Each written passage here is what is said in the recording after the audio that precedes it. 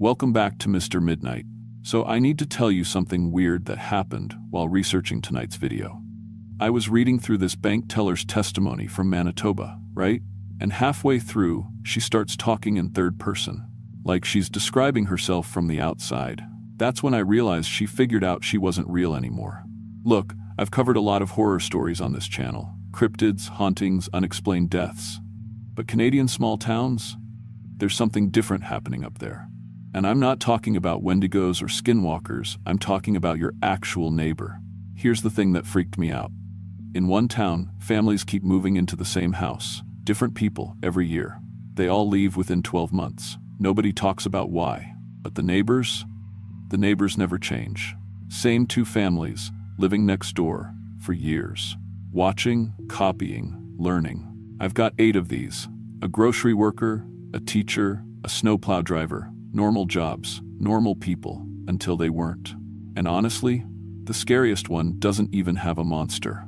Subscribe if you're ready for this, because after tonight, you're gonna look at your neighbors differently. Let's start with the night shift in Saskatchewan.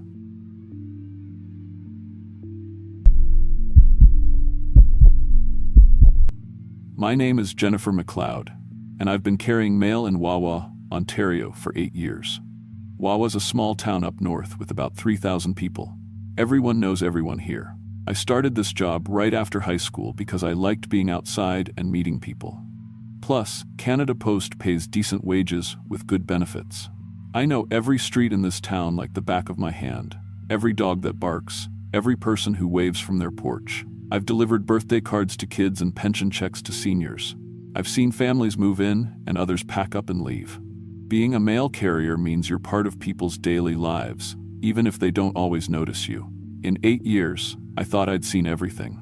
Lost packages, angry customers, even the occasional weird letter. But what happened in December 2021 made me realize how wrong I was. Someone had been watching me for a very long time. Someone I delivered mail to every single day. Someone I trusted. What started as strange letters in my own mailbox turned into the worst 3 weeks of my life. By the end, 2 people were dead, and I learned that the sweet old lady who always offered me tea was actually planning to kill everyone I loved. Sometimes the most dangerous people are the ones who seem the most harmless. Section 2. Professional context and setup. December in Wawa is brutal. Snow piles up higher than car windows, and the wind cuts through your jacket like a knife. But mail still needs to be delivered. Rain, snow, or shine, that's our motto. I drive a Canada Post truck, a little red and white van that's seen better days. The heater barely works, and the radio only picks up one station clearly. My route covers the east side of town, about 400 houses, 2 apartment buildings, and a few businesses. I start at 8 a.m. sharp, load my truck at the depot, and I'm usually done by 3 p.m. if nothing goes wrong. The supervisor, Dave, is pretty laid back as long as you get the job done and don't get complaints. I live alone in a small apartment above Murphy's Hardware on Main Street. 3rd floor, 2 bedrooms. Nothing fancy. The rent's cheap, and I can walk to work when my car breaks down. My neighbors are quiet, mostly seniors and young families. It's the kind of place where you feel safe leaving your door unlocked. December 15th, 2021. It's when it started. I remember the date because it was payday, and I was looking forward to Christmas shopping in Thunder Bay that weekend. The weather was especially nasty that day. Snow was coming down sideways, and the truck kept sliding on the icy roads. I was running about an hour behind schedule. I finished my route around 4 p.m. and headed home, cold and tired. I always check my own mailbox when I get home. Old habit from the job. Usually, it's just bills and flyers. But that day, there was a white envelope with my name written in careful handwriting. No return address, no stamp. Someone had put it there by hand. Inside was a single photo, black and white, taken from far away. It showed me delivering mail to the Henderson house on Pine Street. I was walking up their driveway, mail bag over my shoulder, looking down at their letters. The angle was weird, like someone was hiding behind the big oak tree in their yard. I figured it was just someone playing around, maybe one of the neighborhood kids with a camera. People take pictures of mail carriers sometimes. We're part of the community. I threw it in the trash and forgot about it. Section 3. First anomaly. 3 days later, another white envelope was waiting for me. Same handwriting, same paper. This time, my hands shook as I opened it. The photo showed me sleeping in my bed, in my own apartment, on the 3rd floor. I stared at the picture for a long time, trying to make sense of it. The angle was from my bedroom window, looking down at me lying under my blue comforter. My face was peaceful, completely unaware. The timestamp in the corner showed it was taken at 2:47 a.m. just 2 nights ago. My apartment building doesn't have a fire escape on that side. The window faces the alley behind Murphy's Hardware. To get that shot, someone would have had to climb up 3 stories, probably using the old telephone pole or the roof of the adjacent building. In winter. In the dark. Just to take a picture of me sleeping. I called the RCMP right away. Constable Morrison came over within an hour. He's a good guy, been working in Wawa for about 15 years. I showed him both photos and explained about my mail route and the Henderson house. Could be a prank, he said, but I could tell he was concerned. Or maybe someone has a crush and doesn't know how to express it properly. Either way, this is stalking behavior. We'll increase patrols around your building and the areas on your route. He took the photos as evidence and told me to call immediately if I received any more. I changed my bedroom curtains to thick, dark ones and pushed my dresser against the window. That night, I barely slept. The 3rd envelope arrived 4 days later. This one contained 3 pages of typed text. A detailed schedule of my daily routine. What time I left for work, 7:45 a.m., where I bought coffee, Tim Hortons on Main Street, how long my lunch breaks lasted, exactly 30 minutes, what TV shows I watched at night, usually Netflix, until around 11 p.m., even what time I showered, 7 p.m. every evening. Whoever was watching me knew everything about my life. They'd been documenting my habits for weeks, maybe months. The level of detail was terrifying. They knew I always parked in the same spot at the depot. They knew I ate lunch in my truck instead of going back to the office. They even knew that I called my mom in Sudbury every Sunday at 2 p.m. At the bottom of the schedule, written in the same careful handwriting as the envelopes, was a single line. You're never really alone, Jennifer. Section 4. Escalating wrongness. I called Constable Morrison immediately. This time, he seemed more worried. This is definitely criminal harassment, he said. Someone has been watching you for a long time. Do you have any idea who it might be? An ex-boyfriend? Someone you had problems with on your route? I couldn't think of anyone. My ex-boyfriend Tom had moved to Thunder Bay 6 months ago. We ended things amicably. My customers were mostly friendly, elderly people and young families. Sure, occasionally someone would be grumpy about a late delivery or a damaged package, but nothing serious. The RCMP started driving by my apartment building more often and following my mail truck during parts of my route. But Wawa is a small detachment. They only have 4 officers for the whole area. They couldn't watch me constantly. The 4th envelope arrived on Christmas Eve. I almost didn't want to open it. Inside were 4 photos. All of Tom, my ex-boyfriend. But something was horribly wrong. In the first photo, Tom was lying on a kitchen floor I didn't recognize. His throat was cut open, blood pooled around his head. His eyes had been removed, leaving dark, empty sockets. The second photo showed him hanging from a rope in what looked like a basement. The third was a close-up of his face, pale and lifeless. The fourth showed his body parts arranged on a table like some sick display. My hands were shaking so badly I could barely hold the photos. But something didn't feel right about them. The blood looked too bright, almost fake.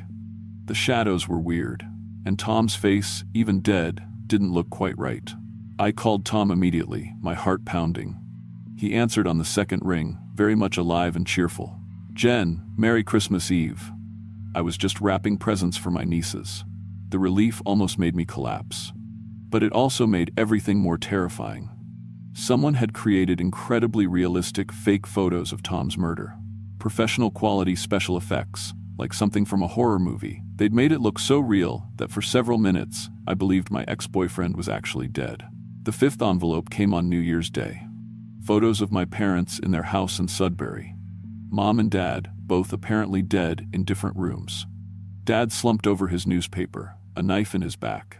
Mom in the kitchen, her head twisted at an impossible angle. Again, the photos looked absolutely real, but when I called them in panic, they were fine. watching the Winter Classic hockey game on TV. Someone was creating elaborate death scenes of everyone I cared about. They had detailed knowledge of what these people looked like and where they lived.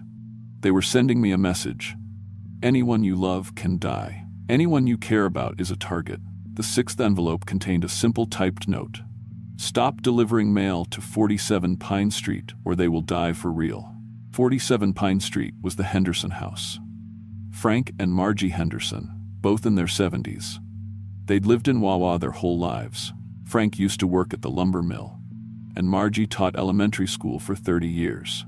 They were some of the kindest people on my route, always asking about my family and offering me cookies during the holidays. I couldn't stop delivering their mail. They were paying customers, and I had a professional responsibility. Plus, you can't negotiate with stalkers. Give them one thing, and they'll demand more. I told Constable Morrison about the ultimatum. He stationed an officer near the Henderson house and increased patrols on Pine Street. We thought we were being careful. The seventh envelope arrived 3 days later. Section 5, Climactic Encounter. The photos showed Frank and Margie Henderson dead in their living room. Frank was in his chair, head tilted back, eyes wide open. Margie was on the couch, her knitting scattered on the floor. Blood everywhere. But these photos looked different from the fake ones of Tom and my parents. These looked real. I drove to Pine Street with my hands shaking. The RCMP car that was supposed to be watching the house was gone. The officer had been called to a car accident on Highway 101. I knocked on the Hendersons' door. No answer. I tried the handle. It was unlocked. Inside, I found them exactly as shown in the photos. Frank, in his chair, Margie, on the couch. Both dead for hours. Maybe since yesterday evening. The scene was horrific, but also strangely peaceful, like they'd just fallen asleep. I called 911 and ran outside to wait for the police. The RCMP cordoned off the house and launched a murder investigation.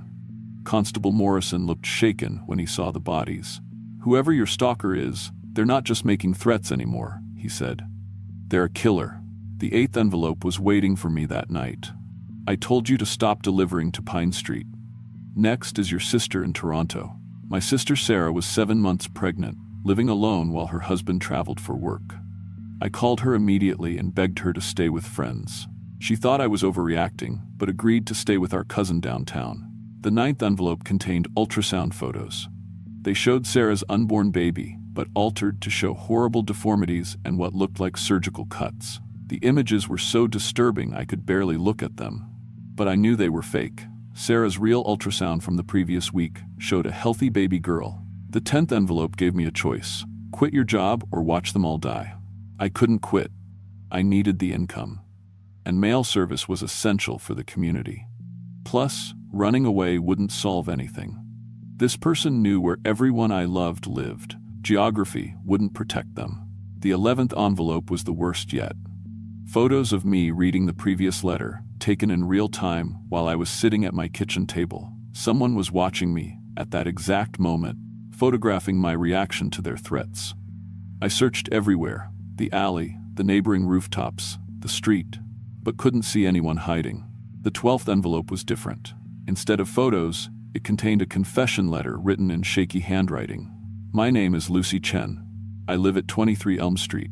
I have terminal brain cancer. 6 months to live, maybe less. I've been watching you for 2 years because you remind me of my daughter who died in Vancouver. I don't want to die alone. I thought if I removed everyone else from your life, you would spend time with me. I killed the Hendersons because you wouldn't listen. I'm waiting in your apartment. Come home so we can be together. Section 6. Resolution and Aftermath. Mrs. Chen. The sweet old Chinese lady at 23 Elm Street. She always smiled and waved when I delivered her mail. Sometimes she'd offer me tea on cold days, though I usually declined because I was on a schedule. She seemed lonely but harmless, just another elderly person living alone in a small town. I called Constable Morrison immediately and met him outside my building. We entered together, both of us with our hands on our weapons. Mrs. Chen was sitting at my kitchen table, drinking tea from one of my mugs.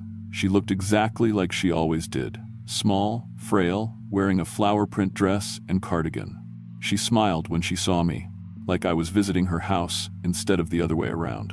Hello, Jennifer. I made tea. Would you like some? "Mrs. Chen, you're under arrest," Constable Morrison said. But she ignored him completely. "I've been so lonely since my daughter died. But watching you every day made me feel like I had family again. You're such a good girl, always working hard, always polite." We found the evidence in her basement. Thousands of surveillance photos of me going back 2 years. Professional camera equipment with telephoto lenses. A computer with photo editing software for creating the fake death images. Detailed maps of my route and charts tracking my daily routine. Medical records showed she had a brain tumor affecting the parts of her mind responsible for judgment and empathy. She'd been planning this for months, learning everything about my life and the lives of everyone I cared about. In her confused state, she genuinely believed that killing my loved ones would make us eternal friends. Mrs. Chen died in custody 3 weeks later from cancer complications.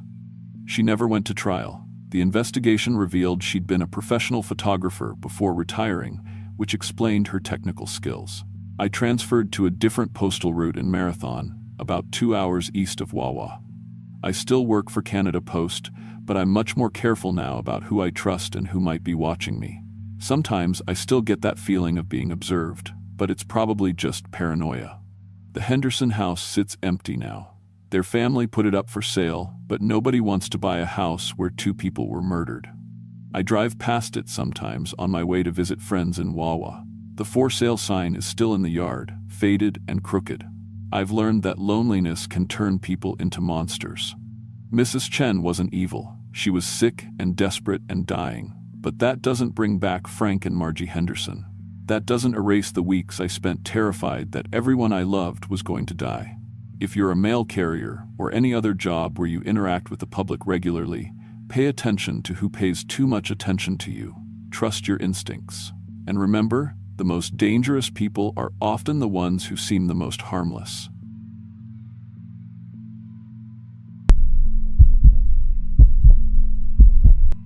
My name is Maria Santos, and I work the night shift at Sobeys grocery store in Kindersley, Saskatchewan. I'm a single mom with an 8-year-old daughter named Carmen. Working nights wasn't my first choice, but it pays the bills and lets me be home when Carmen gets back from school.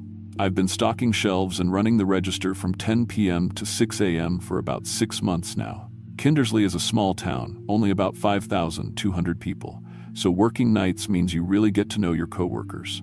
There's usually just 2 of us on shift, me and Jake Morrison. Jake trained me when I started. He's been working nights at Sobeys for 3 years, knows every aisle by heart. Nice guy, always helpful, never made me feel dumb for asking questions. He's got a wife named Linda and 3 kids. Sometimes he'd bring in cookies his wife made for the staff. He seemed like the perfect family man. That's what I thought, anyway, until November 2022, when things started getting weird. It began with Jake's eating habits.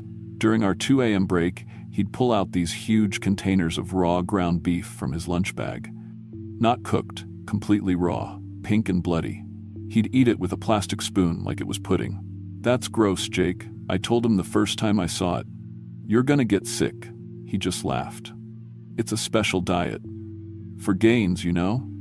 My trainer says raw protein builds muscle faster." I figured he meant some kind of bodybuilding thing. Jake was always pretty fit, but he wasn't huge or anything. Maybe he was trying to bulk up. Still seemed disgusting to me. But then it got worse. He started bringing in raw chicken. Raw fish, pounds of it every night. He'd sit in the break room during our 15-minute breaks, just tearing into bloody meat with his teeth. The smell was awful, like iron and decay. I started taking my breaks in the office instead. "You sure that's safe?" I asked him once. "Never felt better," he said, blood on his lips. His smile looked different somehow, wider, like his mouth had more teeth than it should. December came, and Jake started changing. Not just his diet, his whole body. He put on maybe 40 pounds in 2 weeks, but it wasn't fat. It was all muscle. His shoulders got broader, his neck got thicker. His jaw looked bigger, like it had stretched out. One night, a pallet of soup cans fell over in aisle 3. Must have weighed 300 pounds, easy. Jake walked over and just lifted the whole thing by himself, set it upright like it was made of cardboard. "Holy crap, Jake," I said. "When did you get so strong?" He winked at me. Good nutrition. But his teeth, God, his teeth. They looked sharper, and there were more of them, like he had extra rows behind the normal ones. When he smiled, it was like looking into a shark's mouth. I should have quit then. But I needed the job. Carmen needed new winter boots, and Christmas was coming. I told myself Jake was just going through some weird fitness phase. Then he invited us to dinner. "Linda's making pot roast this Sunday," he said one night in January. "Why don't you and Carmen come over? The kids would love to meet her." I wasn't sure. Something felt wrong about Jake now. But he'd always been nice to me, and Carmen didn't have many friends in town. We were new to Kindersley. Maybe it would be good for her to meet other kids. "Okay," I said. "What time?" His smile got even wider. 6 o'clock. Don't worry about bringing anything. We'll take care of everything." Sunday came. Jake's house was on the outskirts of town, a big farmhouse with no neighbors for miles. Linda answered the door, and my stomach dropped. She looked exactly like Jake. Same wide jaw, same too many teeth, same weird muscular build that didn't look quite right. Their 3 kids, 2 boys and a girl, all between 8 and 12, were identical copies. Like someone had made Jake over and over again. "Maria," Linda said, her voice too loud, too happy. "And this must be Carmen. We're so excited to meet you." Carmen hid behind my legs. Smart kid. The house smelled wrong, like raw meat and something else, something rotten. The living room was normal enough. TV, couch, family photos on the walls, but all the photos showed the same thing: the family eating. Big family dinners, birthday parties, picnics. In every single picture, they were tearing into bloody, half-cooked meat with their hands. "Dinner's almost ready," Linda announced. She led us to the dining room. The table was set with normal plates and forks, but the food wasn't normal at all. The pot roast was barely cooked, blood pooling around it on the platter. The vegetables looked okay, but they were drowning in red juice. "Dig in," Jake said. The family grabbed handfuls of meat and started eating. Not with forks, with their hands and teeth, tearing chunks off and swallowing them nearly whole. Blood ran down their chins. Carmen pressed closer to me. "I'm not very hungry," I said. "Maybe we should go." "Nonsense," Linda said, her mouth full of bloody beef. "Carmen needs to eat." Growing girl. She put a plate in front of my daughter. Carmen looked at the raw meat and started crying. "I want to go home, Mama." "Of course. Sweetheart," I stood up. "Thanks for dinner, but Carmen's not feeling well." Jake's whole family stopped eating and stared at us. Their black eyes didn't blink. For a moment, nobody moved. Then Jake smiled. Blood dripped from his teeth onto his plate. "Maybe next time," he said. We left fast. Carmen threw up in the car on the way home. I should have found a new job then. Should have moved to another town. But Jake acted normal at work the next week. Friendly, helpful Jake. Maybe I'd imagined how bad the dinner was. Maybe they just liked their meat rare. February came. Carmen was having trouble at school. Kids were mean to her because we were new, because I worked nights, because her dad wasn't around. She was lonely. "Why don't I babysit Carmen sometime?" Jake suggested. "My kids could use a new friend. You could work without worrying." Against every instinct I had, I said yes. I needed the help, and Jake had been nothing but kind to me for months. One weird dinner didn't make him dangerous. The first time went fine. Carmen seemed happy when I picked her up. Jake's kids had played video games with her. Linda had made grilled cheese. Normal stuff. The second time was different. Carmen was quiet on the ride home. She kept touching her jaw, like it hurt. "Did you have fun, baby?" "My teeth hurt, Mama." "Maybe you're getting your grown-up teeth." But when she opened her mouth to show me, I saw something that made my blood freeze. Behind her normal teeth, new ones were growing. Sharp ones. Too many. "Carmen, what did you eat at Jake's house?" Linda made hamburgers. But they were funny hamburgers, still pink inside. She said it would make me strong. That night, I found Carmen in the kitchen at 3 a.m., eating raw ground beef straight from the package with her hands. She looked up at me with eyes that seemed darker than usual. "Tastes good, Mama." I took the meat away and threw it in the garbage. Carmen screamed like I'd hurt her. She fought me with strength that didn't seem possible for an 8-year-old. The next few weeks were a nightmare. Carmen's jaw kept changing, getting wider. More teeth came in behind the first set. She begged for raw meat every day, started acting aggressive at school. The teachers called to complain about her biting other kids. At work, Jake kept asking about Carmen. How's she doing? The kids miss her. She's sick, I told him. Maybe she should come over again. Linda has some medicine that might help. I knew then what was happening. Whatever Jake and his family were, they weren't human anymore. And they'd done something to my daughter. In April, Carmen disappeared from school during lunch. I got a call from the principal at 1 p.m. Mrs. Santos, Carmen isn't in her afternoon classes. Did you pick her up? I raced to the school, then drove straight to Jake's house. Found Carmen in the basement with Jake's 3 kids.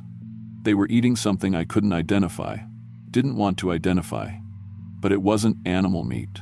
All 4 children looked up at me with black eyes. Their mouths were covered in blood. Mama, Carmen said, but her voice was wrong. Deeper, like Jake's voice coming out of her 8-year-old mouth. You came to join the family. The other children laughed. Not kid laughs, adult laughs from small bodies. I grabbed Carmen and ran. She fought me the whole way, scratching and biting with those sharp new teeth. By the time I got her to the car, my arms were covered in scratches. I drove straight to the RCMP detachment in town. Told them everything. Jake's eating habits. The dinner. Carmen's changes. What I'd seen in the basement. Officer Henderson looked at me like I was crazy, but he agreed to check the house. When he came back 2 hours later, his face was white. Mrs. Santos, we found evidence of activities at the Morrison property. But the family is gone, house is empty. What kind of evidence? He wouldn't say. Just that they were calling in specialists from Regina. Carmen needed surgery to remove the extra teeth. Months of therapy to deal with what had happened to her. The doctors couldn't explain the jaw changes, said it was some kind of rare genetic condition triggered by trauma. But Carmen remembers everything. She still craves raw meat. Sometimes I catch her staring out the window at night, like she's waiting for something. We moved to Regina in May, but it didn't matter. Every week, I get letters postmarked from Kindersley, no return address, just photos of Jake's family standing outside our new house. Our new address. Carmen says they're calling to her in her dreams, that they'll keep hunting until she comes back to feed with them. The RCMP investigation found 3 more families in town with similar changes, all connected to Jake somehow. They think there's a whole network of them across rural Saskatchewan, recruiting through jobs and schools and childcare. I don't work nights anymore. Don't trust anyone who offers to help with Carmen. Keep the doors locked and the curtains closed, because I know they're still out there, still hungry, still growing their family. And they're not done with us yet.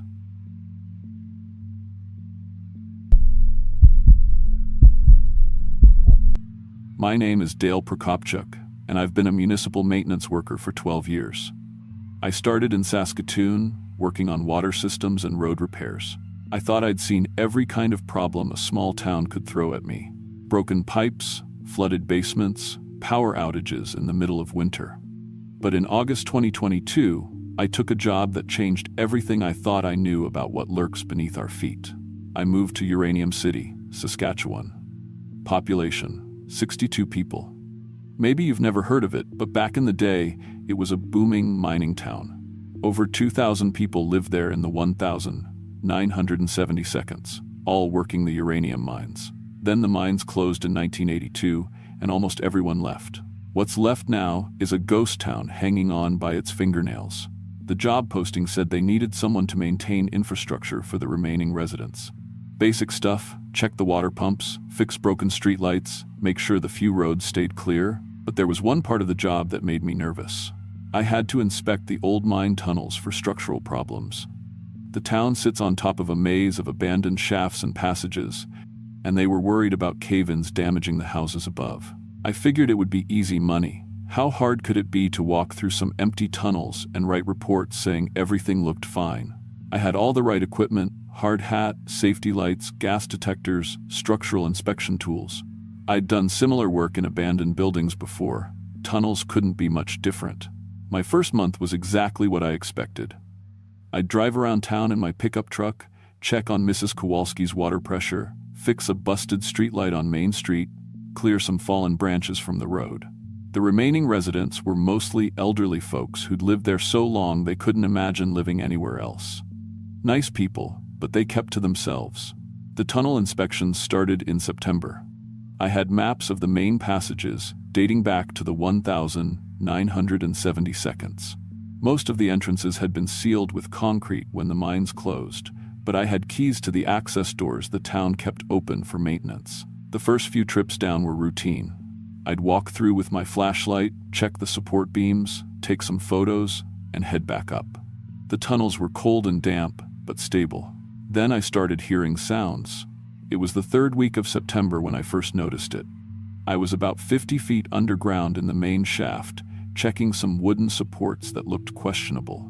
That's when I heard this rhythmic scratching noise echoing from deeper in the tunnel. Scrape, scrape, scrape, like someone digging with metal tools. I figured it might be settling sounds from the old mine equipment, or maybe water dripping in a weird pattern. Old buildings make all kinds of noises. I made a note in my report and moved on. But the sounds kept happening. Every time I went down, I'd hear that scratching coming from the sealed-off passages. It was always the same rhythm, always from the same general direction, and it was getting louder. By October, I found something that made my stomach drop. Fresh dirt and rock debris scattered around the sealed tunnel entrances. Someone had been digging. Recently, I called my supervisor in Regina and told him what I'd found. He said it was probably just teenagers messing around, maybe trying to explore the old mines. He told me to put up some warning signs and report it to the local RCMP. I did both, but the scratching sounds didn't stop. November brought the first real sign that something was seriously wrong. Mrs. Kowalski called me on a Tuesday morning, upset about someone stealing from her property, food missing from her root cellar, tools taken from her garden shed. Even clothes disappeared from her clothesline overnight. At first, I thought she might be confused. She was 83 years old, living alone. Maybe she was forgetting where she put things. But then other residents started calling with similar complaints. Food missing, tools gone, small items vanishing from yards and porches. The RCMP officer who came to investigate said it looked like someone was living rough in the woods, stealing what they needed to survive. But I had a different theory. All the missing items were practical things. Canned food, hand tools, warm clothes, exactly what someone would need if they were living underground. In December, I made a discovery that confirmed my worst fears. I was doing my monthly tunnel inspection when my flashlight beam caught something that shouldn't have been there. A hole in the concrete wall, big enough for a person to crawl through. I squeezed through and found myself in a narrow passage that didn't appear on any of my maps. Someone had dug this tunnel by hand, and it was heading straight toward the houses above. I followed it for about 100 feet before it branched off in different directions. There was an entire network of new tunnels down here, connecting the old mine shafts to the basements of houses in town. Whoever was doing this had been busy for months. The tunnels were carefully dug, with proper supports to prevent cave-ins. This wasn't the work of some confused homeless person. Someone with mining experience was expanding the underground system, and they had direct access to every building in Uranium City. I set up motion-activated cameras at 3 different tunnel entrances in January. If someone was using these passages, I was going to catch them on video. What I caught was worse than any criminal. The footage showed a pale, humanoid figure moving through the tunnels in the middle of the night. It was roughly human-sized but moved on all fours like an animal. In the infrared camera image, its skin appeared completely white, almost translucent. No hair, no clothing, just pale skin stretched over a thin frame. I watched the video 15 times, trying to convince myself it was a fake or a camera malfunction. But there was no denying what I was seeing. Something that looked human but definitely wasn't was living in the tunnels beneath Uranium City. February brought answers I didn't want. I found its home. Deep in the main tunnel system, beyond where any tourist or casual explorer would ever venture, I discovered a crude living space carved out of the rock. Furniture made from stolen items arranged around a central area, food stored in plastic containers, bedding made from the missing clothes and blankets. But it wasn't random garbage. Everything was organized, almost neat, canned goods sorted by type, tools hung on makeshift hooks, clothes folded and stacked.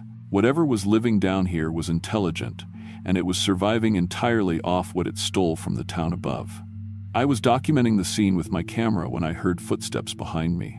"Please don't run." The voice was barely human, raspy and whispered, like someone who hadn't spoken to another person in years. I turned around slowly, my heart hammering against my ribs. What I saw standing in the tunnel entrance was once a person, but decades of living underground had changed it into something else. The skin was translucent white, stretched tight over visible bones. Its eyes were huge and completely black, adapted to the darkness. Fingernails had grown into claws, perfect for digging through rock and soil. But the worst part was that I recognized the face beneath all that damage. "You're Thomas Belanger," I said. The creature nodded. According to the mining records I'd read, Thomas Belanger died in an accident in 1979. A radiation leak in the deepest part of the mine had exposed him to a massive dose of uranium. The company had sealed off that section and declared him dead rather than admit what had happened. But he hadn't died, he'd just changed. "The radiation," he whispered. "Couldn't go outside anymore. Sunlight burns my skin. Had to stay underground when they closed the mine. For 43 years, he'd been living in these tunnels. The uranium exposure had mutated his body, making him sensitive to light but perfectly adapted to life in complete darkness. When the mine closed, he'd been forgotten by everyone except the company that covered up his accident. "The people upstairs," I said. "You've been stealing from them." Thomas shook his head. "Not stealing, trading." He led me through his tunnel network, showing me things I'd missed. When he took stale food from Mrs. Kowalski's cellar, he left behind fresher supplies from his own stores. When he borrowed broken tools, he repaired them with parts from the old mining equipment and returned them to different sheds. He wasn't stealing, he was helping. "I watch over them," he said. "Keep the wild animals away. Fix things that break. They don't know, but I take care of this town." Over the next few months, I learned the full truth. Thomas had been the unofficial guardian of Uranium City for decades. He'd scared off bears that came too close to houses. He'd repaired water pipes that burst in winter. He'd even put out a small house fire in 2019 by redirecting groundwater through his tunnel system. But in August, his peaceful existence had been threatened. A new mining company was surveying the area, planning to reopen some of the old uranium deposits. They'd been testing soil and taking core samples, getting ready to blast new shafts. If they succeeded, Thomas's tunnel system would be destroyed, and he'd have nowhere to hide. So he'd started sabotaging their equipment, disabling drill bits, cutting survey lines, contaminating their soil samples. He was fighting to protect the only home he'd known for 4 decades. That's when the company investigators discovered his tunnel network. They declared it a structural hazard and made plans to pump the entire system full of concrete. Thomas would be buried alive, and the town would lose its secret protector. I couldn't let that happen. I helped Thomas evacuate to deeper shafts that weren't on the company's maps. We set up a new living space beyond their reach, in sections of the mine that had been forgotten even before he'd had his accident. When the company investigators asked about the tunnels, I told them they'd collapsed naturally due to groundwater erosion. They accepted my report and abandoned their plan to fill them with concrete. Today, Thomas is still down there, still watching over Uranium City. The residents never knew they had a guardian angel living beneath their feet. I bring him supplies once a month: food, medicine, batteries for his equipment. It's the least I can do for someone who spent his whole life protecting others. Sometimes people ask me if I ever get scared working alone in those tunnels. The truth is, I've never felt safer. I know someone's watching out for me down there. Someone who was failed by the system, abandoned by his employers, and left to die alone in the dark. But instead of becoming bitter, he chose to spend his life taking care of others. Not all monsters are born evil. Sometimes they're created by human greed, and they turn out to be the most human of us all. Thomas Belanger died in 1979, according to the official records. But the man who lived on in his place became something better than he'd ever been before. He became exactly what Uranium City needed: a guardian who asked for nothing and gave everything to keep 62 people safe. The mining company never did reopen those uranium deposits. Too many complications, they said. Too many structural problems underground. They packed up their equipment and left town for good. Thomas is still there, 40 feet below Main Street, making sure his town stays safe. And I'm still there too, the only person who knows the truth about what really keeps the lights on in Uranium City.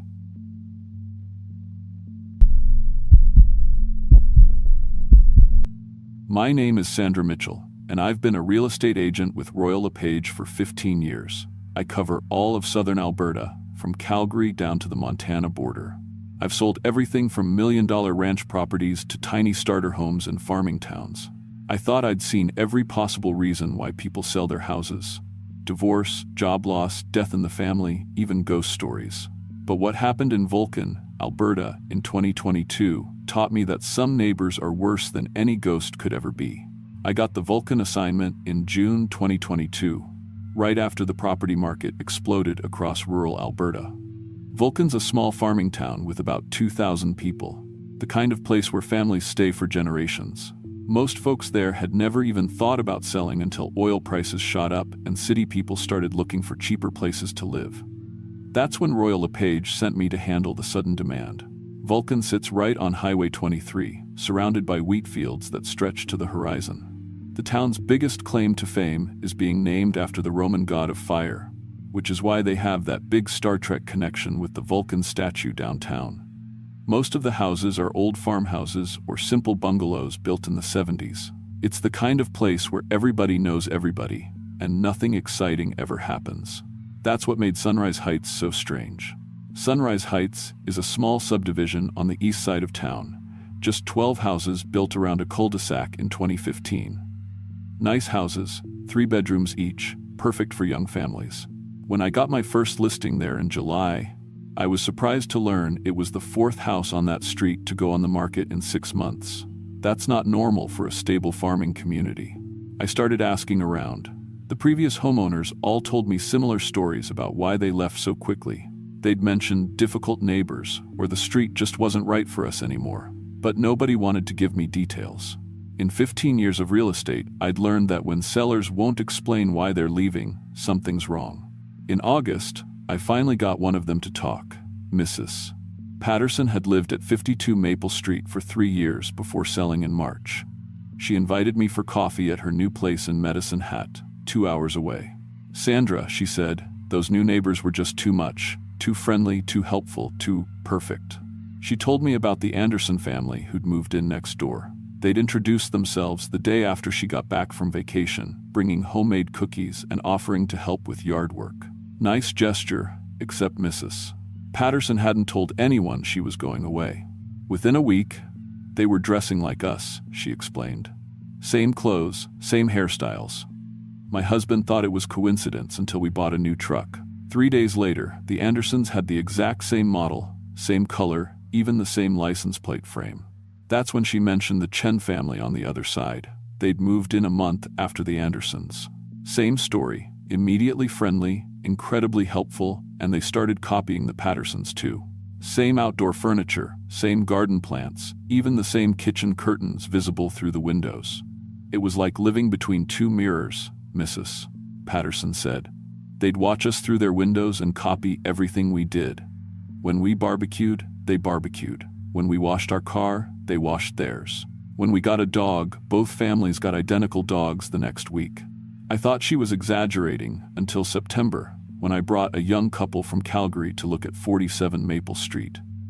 The Johnsons, David and Emma, both teachers, looking for a quieter life away from the city. The house was perfect for them, and they loved the small-town feel of Vulcan. That's when I met the neighbors myself. Before we'd even finished the walkthrough, the Anderson family came over to introduce themselves.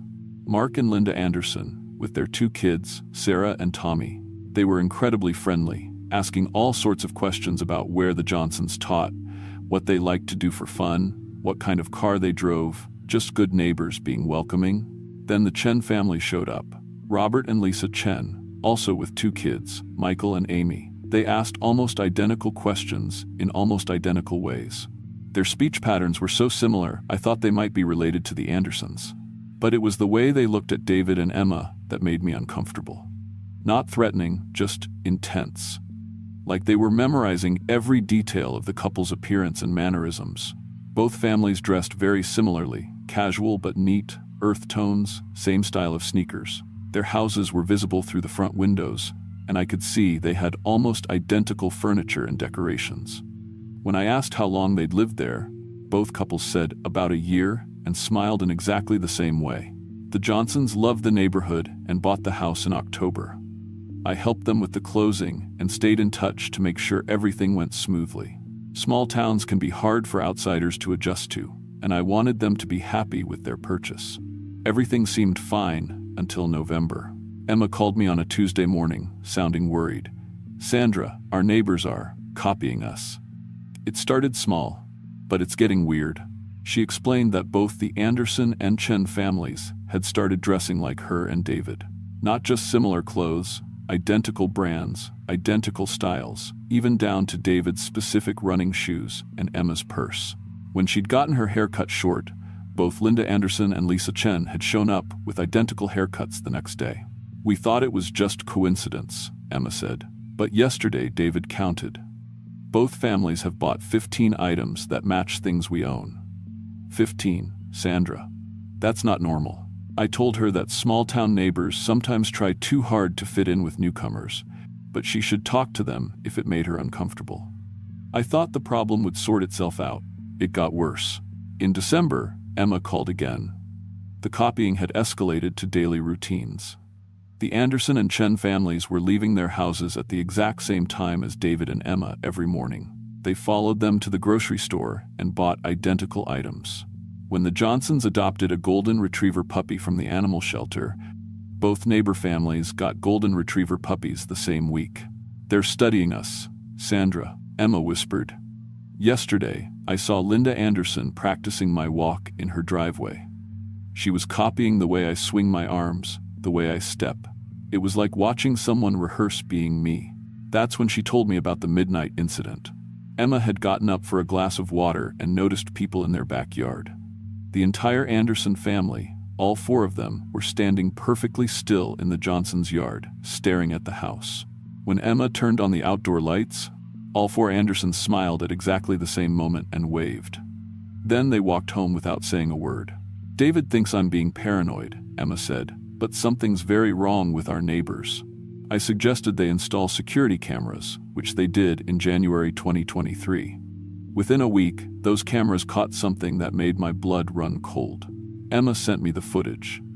It showed both neighbor families entering the Johnsons' house while David and Emma were at work. They had keys somehow. For 40 minutes, they walked through every room, taking pictures of everything. They measured furniture, opened closets, even went through the medicine cabinet and took photos of prescriptions. The most disturbing part was how they moved. All 8 people, the Andersons and Chens, moved in perfect synchronization, like they were following a choreographed routine. "We're calling the police," David told me when I came to see the footage myself. But before they could, something even stranger happened. Emma confronted Mark Anderson about the trespassing, and his response made her realize the situation was worse than anyone thought. "We're just trying to be good neighbors," Anderson said, but his voice was wrong. He was speaking in David's exact tone, using David's specific phrases and speech patterns. When Emma asked how they got inside, Anderson tilted his head the same way David did when he was thinking and said, "We wanted to learn more about your home so we could be better friends." The way he smiled when he said friends was exactly how David smiled, but wrong somehow, like someone had described smiling to Anderson instead of him learning it naturally. That's when Emma found their garbage being stolen. She caught both families in their alley at 3 in the morning, going through the Johnsons' trash bags with flashlights. They were sorting items into categories: food packaging, personal care products, mail, clothing tags. They had notebooks and were writing down everything they found. "They're learning how to be us," Emma told me, crying. "They're studying our garbage to copy our lifestyle choices." When I drove out to see for myself, I found something that confirmed Emma's worst fears.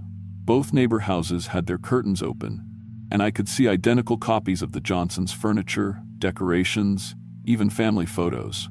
But the people in the photos weren't the Andersons and Chens, they were the Johnsons, with Anderson and Chen faces carefully cut out and pasted on top. That's when I started investigating the property histories. What I found made no sense. According to the Land Registry Office, both houses had been purchased with cash the same week in August 2021. But there were no mortgage records, no previous address information, no employment verification, nothing that would normally be required for home purchases.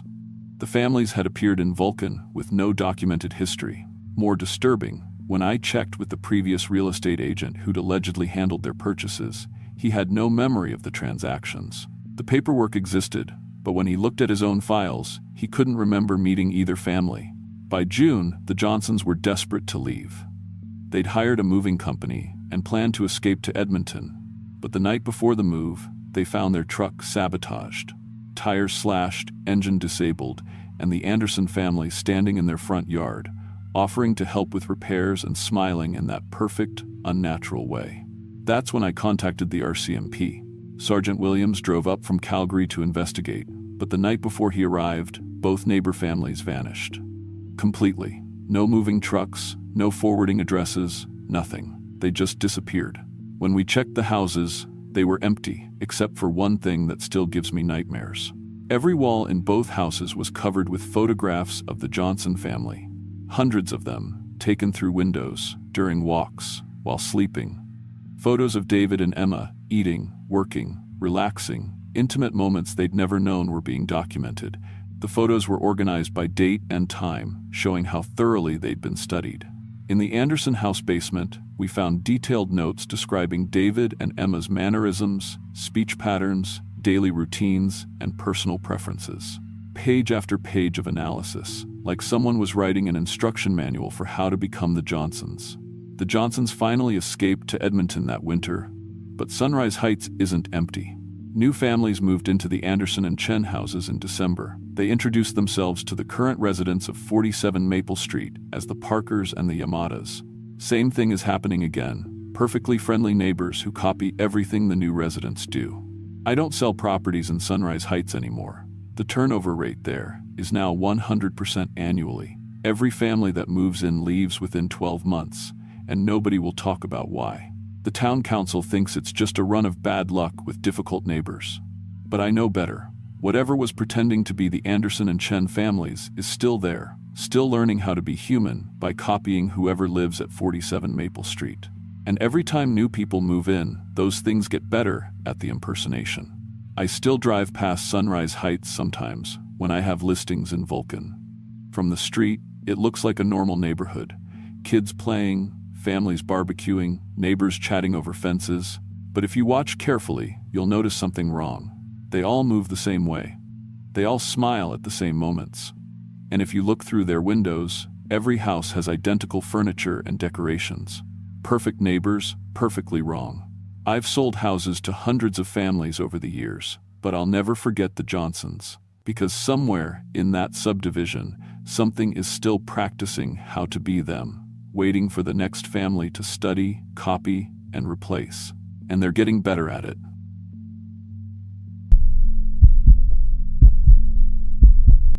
My name is Robert Beardy. If someone finds this recording, don't come looking for me. Don't bring this to the RCMP. Don't trust anyone from the town office.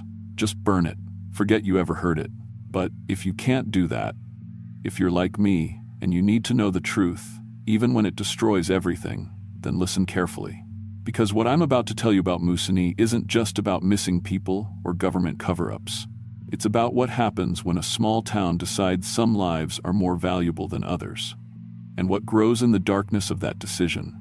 I've been plowing snow for the town of Moosonee for 14 years, not 12 like I told everyone else, 14. I lied about when I started because I couldn't admit I'd been driving the routes when the first children went missing.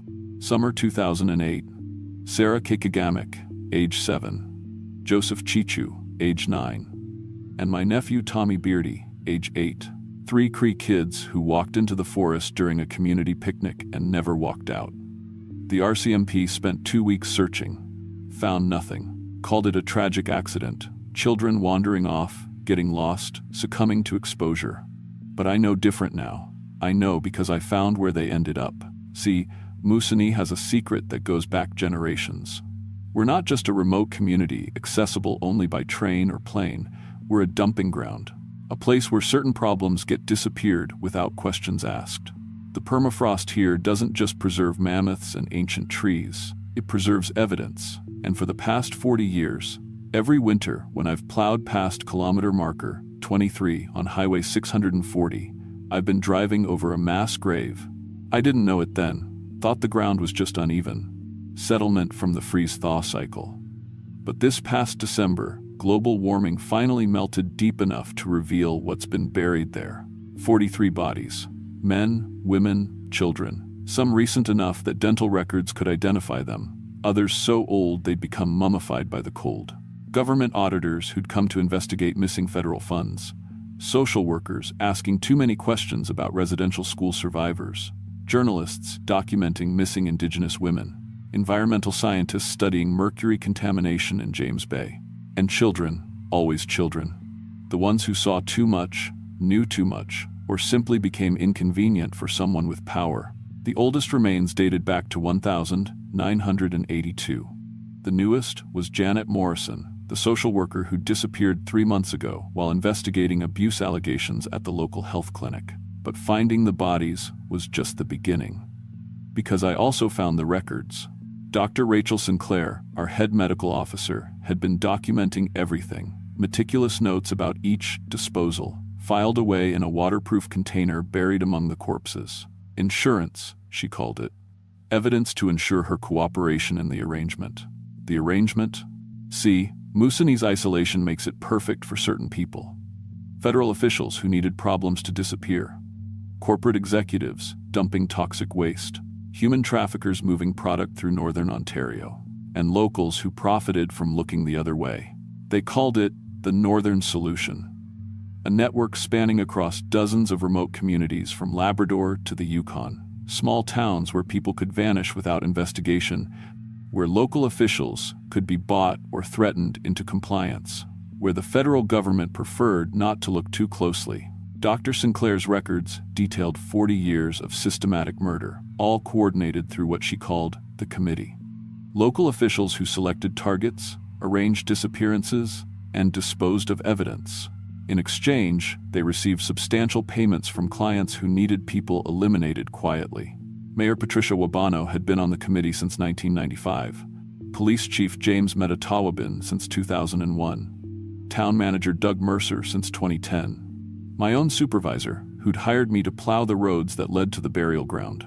But the worst part, the part that made me understand why my wife Sarah had been acting strange for months, why my daughter Emma had stopped talking to me, was the final document in Sinclair's collection.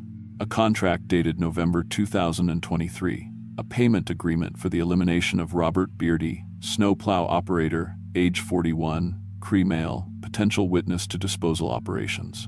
My execution had been commissioned by my own town government, paid for with federal infrastructure funds meant to improve roads and services for Indigenous communities. And the method of disposal? They were going to frame me for the murders. Plant evidence in my home, claim I'd been killing people and burying them along my plow routes. The traumatized snowplow driver who'd finally snapped under the isolation and started hunting travelers. Perfect scapegoat.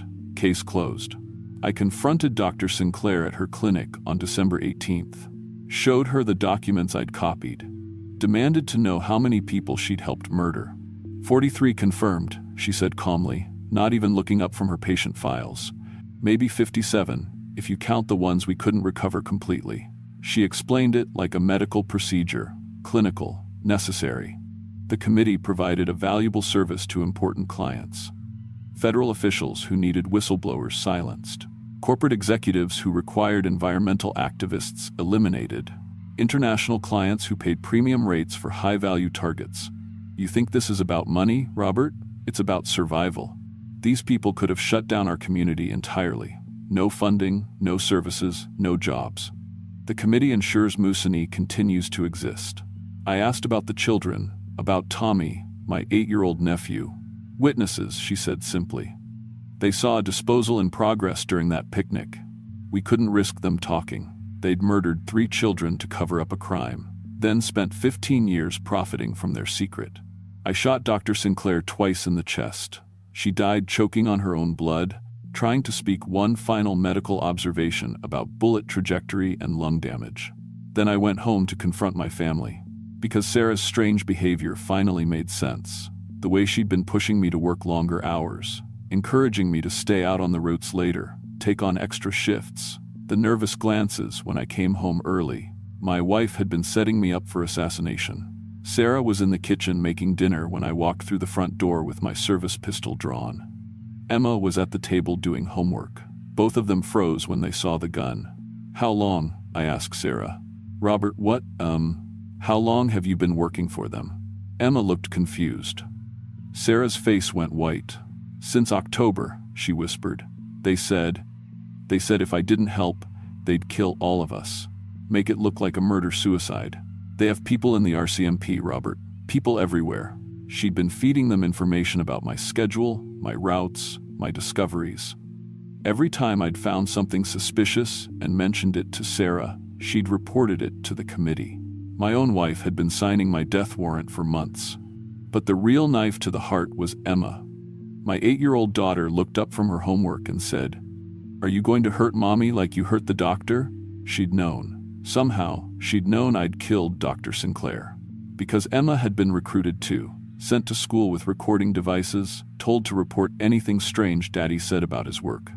They'd turned my child into a spy against her own father. The committee wasn't just running a murder operation. They were systematically destroying families, turning relatives against each other, creating networks of fear and complicity that ensured silence. I packed supplies and left that night, couldn't stay in a house where my own family had been weaponized against me, couldn't trust anyone in town, couldn't even trust the RCMP, since Sarah had mentioned committee contacts in law enforcement. I've been living in my plow truck for 6 weeks now, sleeping in the cab, eating canned food, staying mobile. The committee knows I have Dr. Sinclair's records. They know I can expose the entire Northern Solution network. They've issued a bounty, $50,000 for my capture, alive or dead. But I've been learning things during my isolation. Terrible things about the scope of their operation. The missing Indigenous women everyone talks about.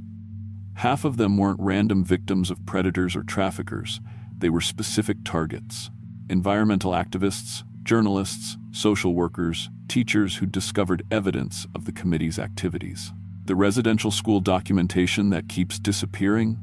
The committee has been eliminating survivors who could testify about government cover-ups and corporate land grabs. The mercury poisoning in James Bay, the committee has been helping mining companies dispose of toxic waste in traditional fishing waters. Anyone who tried to document the contamination got added to the burial ground at kilometer marker 23.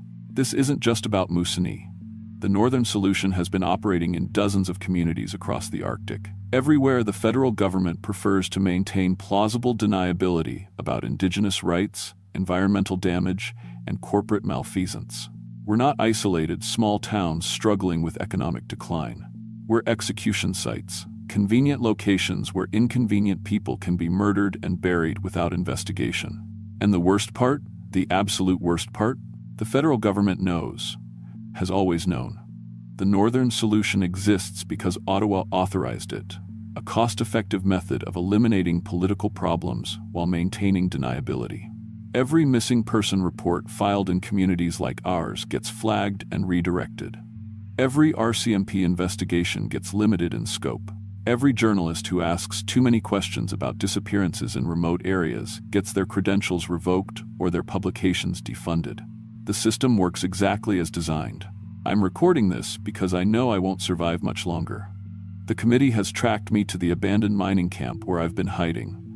I can see their snowmobiles approaching through the trees, 5 of them, riding hard, but I've prepared one final surprise.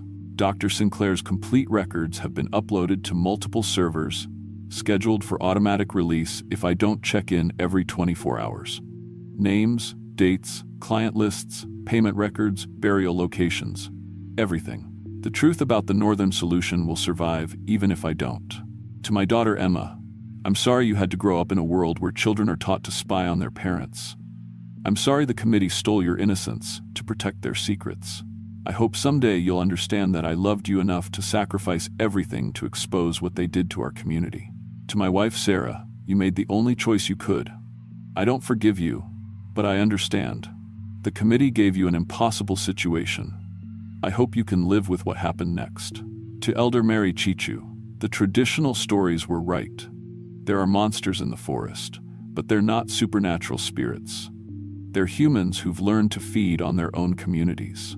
The old ways of dealing with such creatures may be our only hope. They're at the door now. Time to.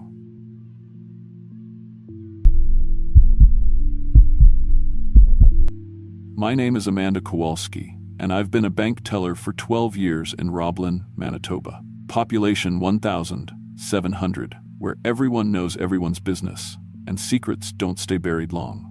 I thought I understood small-town evil, affairs, embezzlement, family feuds that span generations. But what I discovered in our bank's basement files made me realize some secrets are kept because they're too horrible to believe. What happened starting March 2022 didn't just threaten my job. It threatened my sanity, my soul, and everything I thought I knew about what makes a person human. Our Royal Bank branch sits on Main Street in a building from 1924. 3 teller windows, 1 manager's office, and a basement vault that always felt wrong, too cold, with shadows that moved when they shouldn't. The computer system runs on servers that hum like something alive, breathing in the walls. I work mornings, knowing every customer's face, their children's names, watching families grow and struggle through Manitoba winters that test everyone's endurance. March 15th, a Tuesday morning, with snow falling sideways, Tracy called me over. She's our branch manager. 15 years of service, but lately she'd been different. Thinner, with dark circles under her eyes, like she wasn't sleeping. "Amanda, we're getting new customers. Big money accounts." The first one arrived at exactly 10 a.m. Average height, brown hair, wearing clothes that looked normal but felt wrong, like a costume someone had studied but never actually worn. His face was the problem. Too perfect, too symmetrical, like those AI-generated photos you see online, except this was standing in front of me, breathing, blinking. "I want to open savings account," he said with an accent that didn't match any place I knew. When I asked for ID, his driver's license photo looked exactly like his face, but somehow worse, like someone had taken a photograph of a photograph of a photograph until all the humanity had bled out of it. He deposited $50,000 in cash, $100 bills, crisp and new, but when I touched them, they felt cold. Not just cool. Cold like they'd been kept in a freezer or deeper underground. "Are you new to Roblin?" I asked, trying to make conversation. He stared at me for exactly 3 seconds, then said, "Thank you for excellent service." His smile never changed. His eyes never blinked. I processed the account, took his information, but my hands were shaking. When he left, I noticed he didn't make footprints in the snow outside our window, even though it was still falling. By Friday, I'd seen 6 more exactly like him. Same perfect faces, same cold money, same empty responses to questions. They all gave addresses for abandoned farms outside town, places that had been empty since the 1992 when farming families started moving to the cities. That weekend, I couldn't stop thinking about their faces. I started having dreams where they surrounded my bed, all smiling that same empty smile, saying, "Thank you for excellent service," in perfect unison, while snow fell inside my bedroom.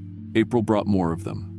Every Friday morning, like clockwork, 12 new accounts in 4 weeks, all following the same pattern. I kept a secret list in my desk drawer. Names, faces, the way they moved, like they were remembering how to walk. The worst part was their banking habits.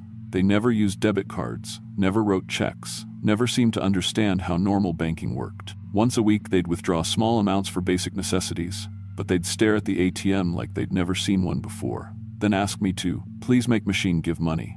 I tried talking to Tracy about it, but she'd changed completely.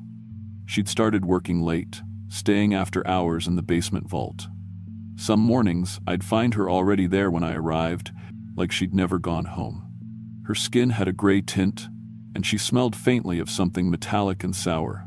"These new customers," I said carefully, "don't you think there's something odd about them?"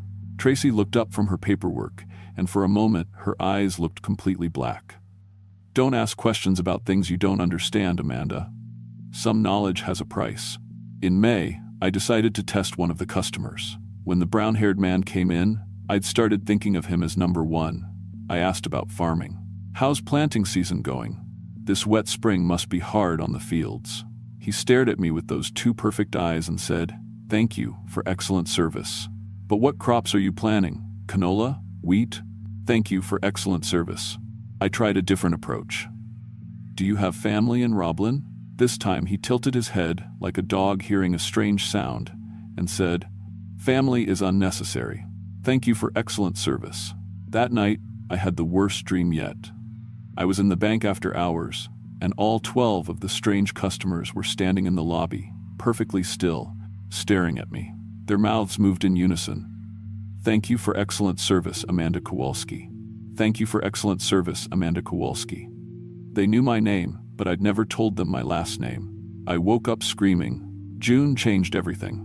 Tracy promoted me to assistant manager, which gave me access to the account investigation system. "We need someone to look into irregularities," she said, but her voice sounded hollow, like it was echoing from somewhere far away. In the computer system, I found 47 identical accounts, all opened since March. But the deeper I dug, the more impossible it became. The accounts existed in our system, but they also didn't, like they were overlaid on reality, visible from certain angles, but not others. The addresses led to abandoned farmhouses, but when I drove out to check them during my lunch break, I found something that made my skin crawl. The mailboxes were stuffed with mail addressed to the fake customers, but the letters looked old, yellowed with age, as if they'd been sitting there for decades. At the Morrison farm, abandoned since 1987, I found letters addressed to customer Hashon that were postmarked from the 1990 seconds. But customer Hashon had only opened his account 3 months ago. I took photos with my phone, but when I looked at them later, they showed empty mailboxes. The letters had vanished from the images, but I could still feel the weight of them in my memory. That evening, I researched the abandoned farms online. 7 families had lived there in the 1980 seconds and 90 seconds. All 7 families had disappeared during the same winter. February 1993. The RCMP investigated but found no evidence of foul play. The families had simply vanished, leaving behind everything they owned. The newspaper archives told a different story. Residents reported seeing perfect strangers in town before each disappearance. People who looked almost human but moved wrong, spoke wrong, existed wrong. The last article, from March 1993, had a headline: "Town population mysteriously stable despite missing families." Someone had crossed out the headline in red ink and written, "They were replaced." Back at work, I accessed deeper account records and found the real horror. The strange customers weren't just depositing money, they were connected to the missing family's old accounts that should have been closed 30 years ago. Somehow, money was flowing between 1993 and 2022, between the dead and the living. Every time a real customer made a deposit, corresponding amounts would drain from their account into the phantom accounts, but the transactions would show dates from decades ago. Mrs. Peterson's pension was being stolen by someone who died before she was born. I printed everything and built a file, but the papers kept changing when I wasn't looking. Names would shift, dates would alter themselves, and sometimes I'd find pages written in languages that hurt to look at, symbols that seemed to crawl across the paper like living things. July brought the direct confrontation I'd been dreading. Tracy called me into her office after hours, when the bank was empty and the basement vault was humming louder than usual. "Amanda, you need to stop investigating." "Tracy, these accounts are connected to people who disappeared. The money is ours now." She turned around, and her face had changed. The skin was gray and tight, stretched over bones that weren't quite the right shape. "Just like the town is ours." "What are you?"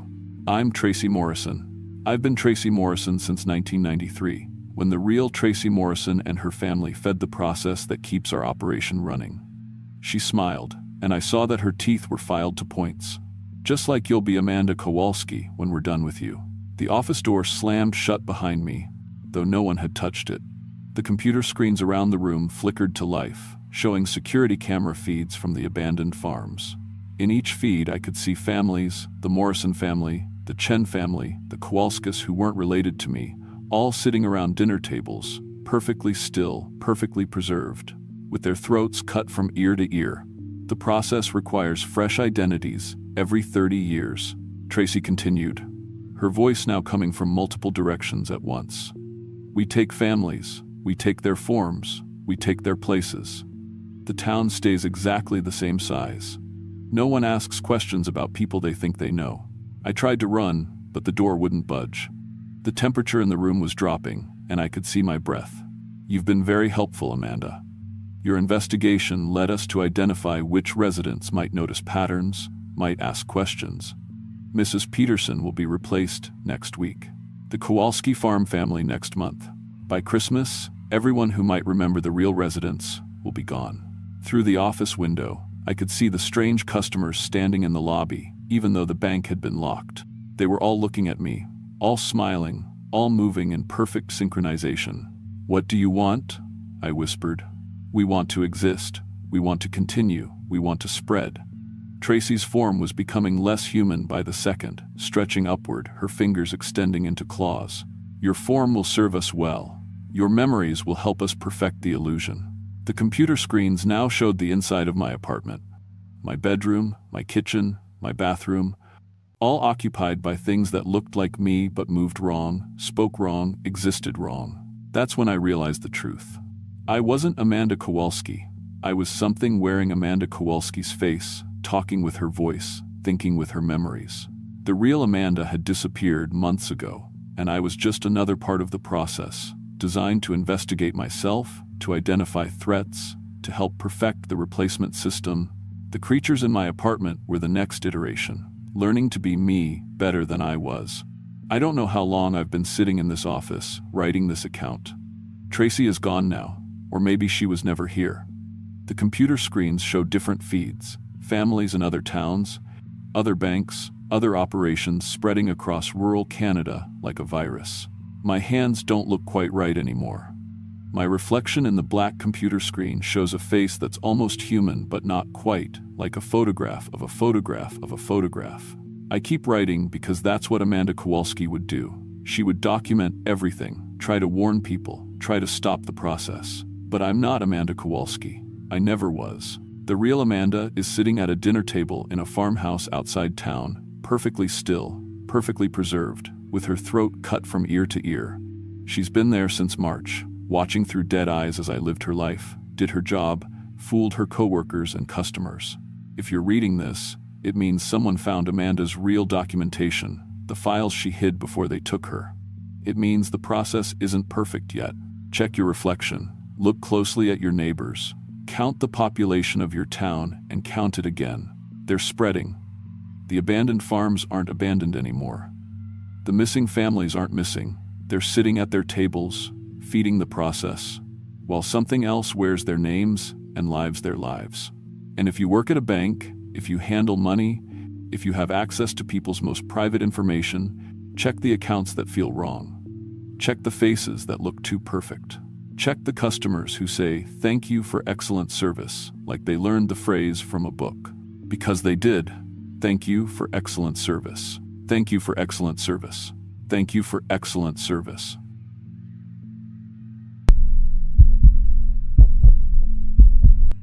My name is Kevin McDonald. I need to tell someone what really happened in Uranium City before they come for me.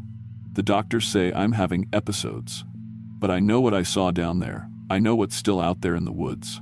I was an environmental cleanup specialist for 12 years. Hazmat certification, radiation safety training, the works. I've crawled through chemical spills that would melt your skin off, scraped radioactive sludge from places that don't exist on any map. I thought I was tough. I thought I'd seen everything nature and human stupidity could throw at me. But in April 2022, Environment Canada sent me to clean up uranium contamination around a dead town called Uranium City, Saskatchewan. Population 62. More abandoned houses than living people.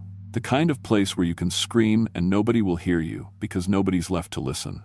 I should have known something was wrong when they wouldn't let me bring a partner.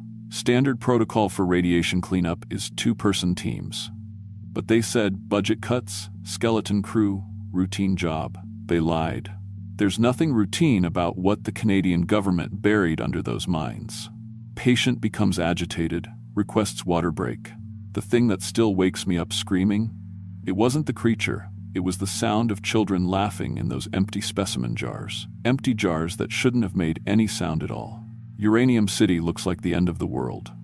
Imagine 53 black holes punched into the earth, each one surrounded by rusted warning signs in English and French. The wind never stops howling through the abandoned houses. It sounds like voices calling for help. I set up my base camp in an old mining supervisor's house. The previous tenant had left suddenly, dinner still on the table, covered in 40 years of dust. Family photos on the walls showed a man, woman, and 2 small children. Someone had scratched out their faces with something sharp. The first month was routine contamination mapping. I'd drive my truck to each mine shaft, set up my Geiger counter, take soil samples. The radiation levels were manageable with proper gear, lead-lined suit, respirator, the full hazmat setup. Hot work in Saskatchewan summer, but nothing I couldn't handle. Then I started noticing things. Small things that made my skin crawl. At Mine Shaft 3, I found children's toys buried in the radioactive soil, melted plastic dolls with faces twisted into screams. At Mine Shaft 12, my metal detector picked up dozens of small metal objects 6 feet underground. When I dug them up, they were dental fillings. Human dental fillings. I called my supervisor, Janet Morrison, in Winnipeg. "Janet, I'm finding human remains mixed in with the contaminated soil. Someone needs to contact the RCMP. Kevin, those mines are over 60 years old. Any human remains would be from industrial accidents during the mining operations. Focus on the contamination assessment." But I knew industrial accidents. I'd cleaned up plenty of them. This was different. The dental fillings were small, child-sized. Patient requests bathroom break, returns visibly shaken. By the time I reached Mine Shaft 7, I was barely sleeping. Every night in that supervisor's house, I'd hear footsteps on the roof. Children's footsteps, running back and forth above my head. When I'd go outside to check, there was never anyone there. Just my truck and the endless Saskatchewan darkness. Mine Shaft 7 looked exactly like all the others from the surface. But when I lowered my radiation detector down the shaft, the readings went insane. Instead of steady contamination levels, my equipment showed massive spikes followed by dead zones with no radiation at all. Like something was moving down there, blocking and unblocking the radiation source. I rigged up a camera on a winch cable and started lowering it into Mine Shaft 7. At 40 meters, where the mining record said the shaft ended, my camera hit a concrete platform. But the depth finder showed the shaft continued down another 60 meters. The video feed showed metal stairs descending into deeper darkness. But it also showed something else that made my hands shake so badly I almost dropped the equipment. Fresh scratches in the concrete walls. Deep gouges that looked like claw marks, except they followed deliberate patterns. Someone, or something, had been scratching a message into the wall over and over. "Help US, help US, help US." I yanked the camera back up, but when it reached the surface, something had attached itself to the cable. A piece of yellowed paper that shouldn't have survived 60 years in an underground mine shaft. In faded typewriting, "Restricted access, biological research facility, authorized personnel only." The date made my blood freeze, the 15th of March, 1962. But underneath the official text, someone had scrawled in what looked like dried blood, "They're still alive down here." My radio crackled with static, then a voice I didn't recognize came through. "Kevin. Kevin McDonald. We've been waiting for you." I grabbed the radio. "Who is this? How did you get on this frequency?" Static. Then children's voices, singing, "Ring around the rosy, pocket full of posies, ashes, ashes, we all fall down." The singing cut off abruptly. My radio went dead. Patient exhibits visible tremors, requests, sedative. That night, I called Janet from the landline in the supervisor's house. I told her about the facility beneath Mine Shaft 7, about the voices on the radio. She listened in silence, then said the words that should have made me run. "Kevin, Environment Canada is sending a supervisor with classified clearance. Don't go back to Mine Shaft 7 until she arrives." "What kind of classified clearance?" "The kind that means this conversation never happened." Dr. Patricia Chen arrived 3 days later, but she wasn't alone. 2 men in black suits followed her SUV in a second vehicle. They set up a perimeter around Mine Shaft 7 and wouldn't let me within 50 meters of the entrance. Dr. Chen was a small woman with dead eyes who spoke like she was reading from a script. "Mr. McDonald, what I'm about to tell you is classified under the Official Secrets Act. The facility beneath this location is a former biological research station operated by the Canadian government from 1960 to 1980. "What kind of biological research?" Her smile was the most terrifying thing I'd ever seen, the kind that involved children. Dr. Chen led me into the underground facility wearing full hazmat gear. The stairs descended through 3 levels of concrete corridors lined with laboratory rooms. But these weren't animal testing labs. They were designed for human subjects. Each room contained a child-sized examination table with leather restraints. Dark stains covered the floors and walls.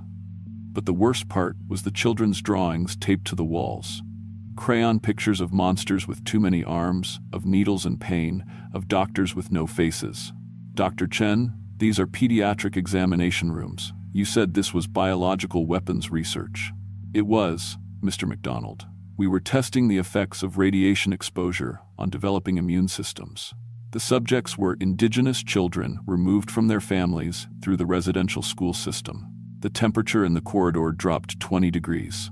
My breath came out in visible puffs. Through my hazmat suit, I could feel something watching us. How many children? I whispered. 47 subjects, over 20 years. Most died within the first few months of testing, but some adapted. We reached a sealed door marked Specimen Preservation. Dr. Chen entered a code, and the door hissed open to reveal a room filled with glass containers. Each container held something floating in chemical solution, but they weren't preserved animals. They were children, or what had been children. The radiation hadn't just killed them.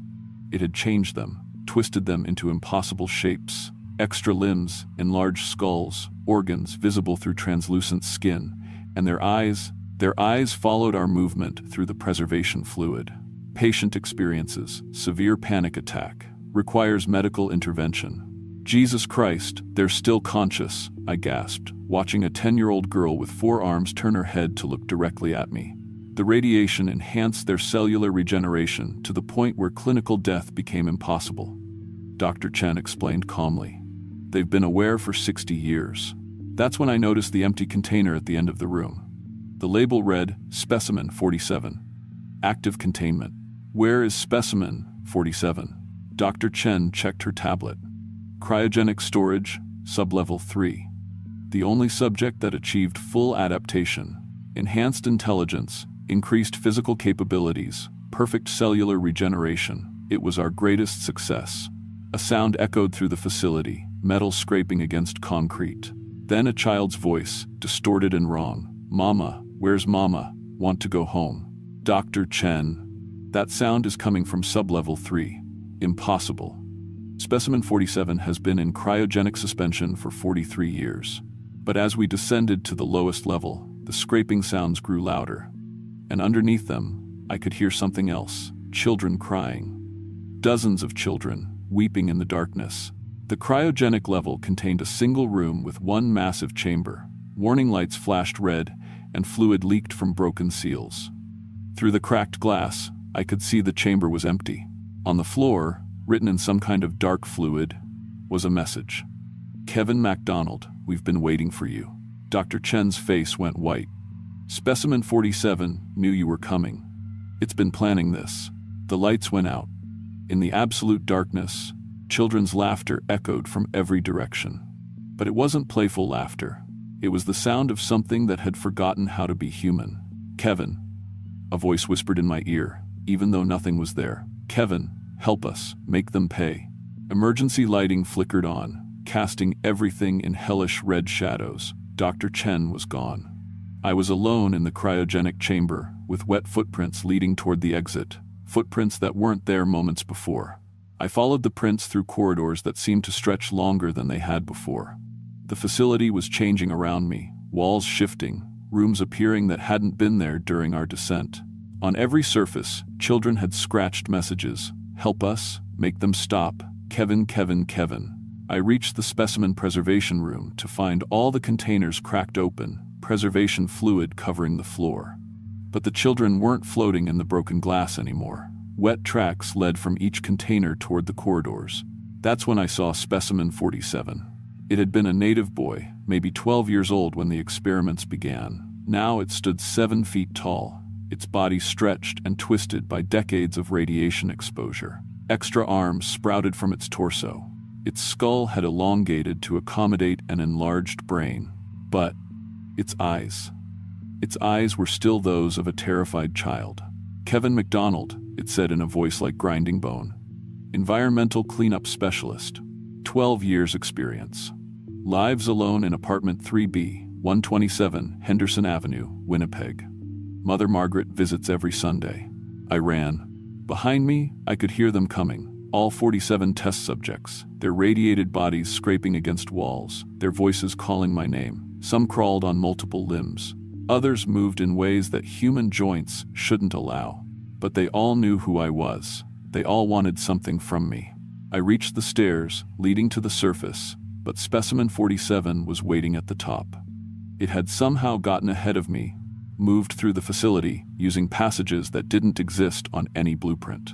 We've been alone so long, Kevin. 60 years of pain and loneliness. But you're going to help us. You're going to bring us more friends. I don't understand. What do you want? Specimen 47 smiled with a mouth full of too many teeth. The government thinks we're dead, but we're very much alive. And we're so very hungry for company.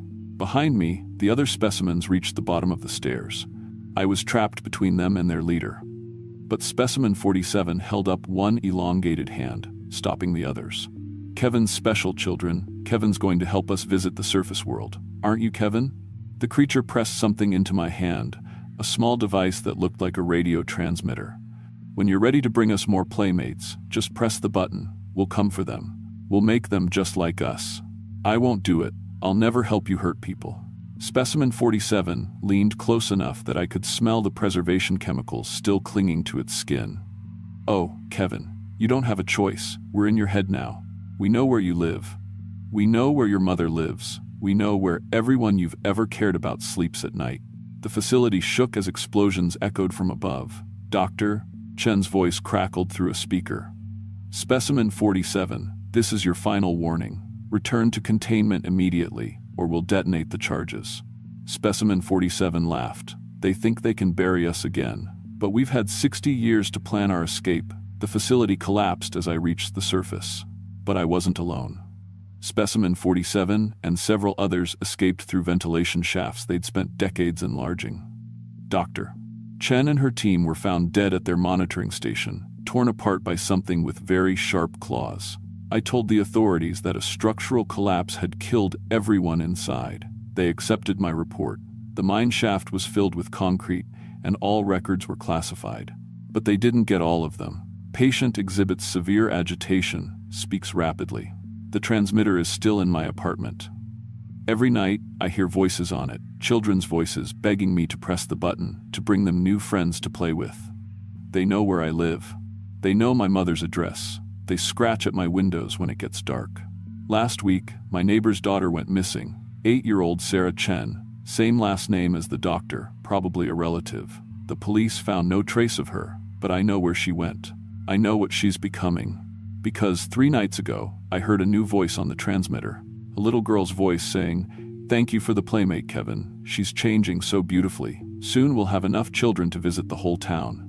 They're building an army. Taking children from small towns across northern Canada, places where missing kids don't make national news. Places like Uranium City, where nobody expects to hear screaming in the wilderness. Patient becomes incoherent. Interview terminated.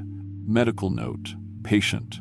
MacDonald was found in his apartment surrounded by maps of northern Canada with dozens of small towns circled in red. Local police report 17 missing children from these communities over the past 18 months. Patient claims responsibility but provides no evidence. Psychiatric evaluation. Severe PTSD with possible dissociative identity disorder. Recurring nightmares involving radiated children. Responds violently when questioned about a small electronic device he keeps hidden in his apartment. Current status. Patient sedated and under 24-hour observation. Device confiscated but analysis pending. Patient repeatedly states, "They're coming for the children. They're coming for all the children." Investigating officers note. Patient's story checks out regarding his employment and the Uranium City cleanup contract. However, Environment Canada has no record of Dr. Patricia Chen, and all documentation of the biological research facility has been classified above my clearance level. Final note. 2 children went missing from the hospital pediatric ward last night. Security cameras show they simply walked out the front door, but witnesses describe them as moving wrong and looking excited to go somewhere. Patient McDonald was found in his room, smiling and holding the confiscated transmitter that somehow wasn't in evidence lockup anymore. When asked how he got it back, he said, "I pressed the button. They needed more friends."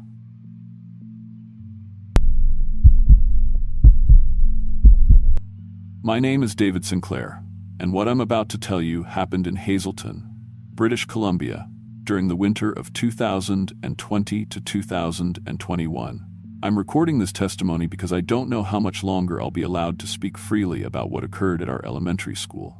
The RCMP have already been to my home twice. School board officials have made it clear that my teaching contract depends on my discretion. But children are still in danger, and someone needs to know the truth. I've been teaching for 12 years, started in Vancouver, then moved to smaller communities across BC, Williams Lake, Prince George, Fort St. James. I thought I'd seen everything rural education could throw at me. Budget cuts, substance abuse problems, kids coming to school hungry because their parents spent the grocery money on drugs. But Hazleton was supposed to be different, peaceful, safe. I was wrong. Hazleton Elementary sits on Elm Street, population 305. Our school serves 47 students from kindergarten through grade 5. I teach the older kids, 18 students ages 8 to 11. Behind our playground, dense boreal forest stretches unbroken for hundreds of kilometers, the kind of wilderness where people disappear and are never found. The school building dates to 1963, constructed of yellow brick that's now stained with decades of acid rain and diesel exhaust from logging trucks. My classroom windows face north toward those dark trees, and on overcast days, which is most days in northern BC, the forest looks like a solid wall of black. September 2020 brought COVID restrictions that actually worked in our favor. Smaller class sizes, more individual attention.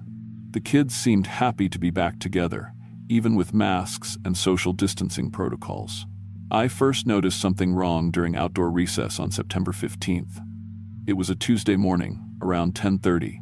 Light drizzle, typical for that time of year. The kids were playing normally when they suddenly froze.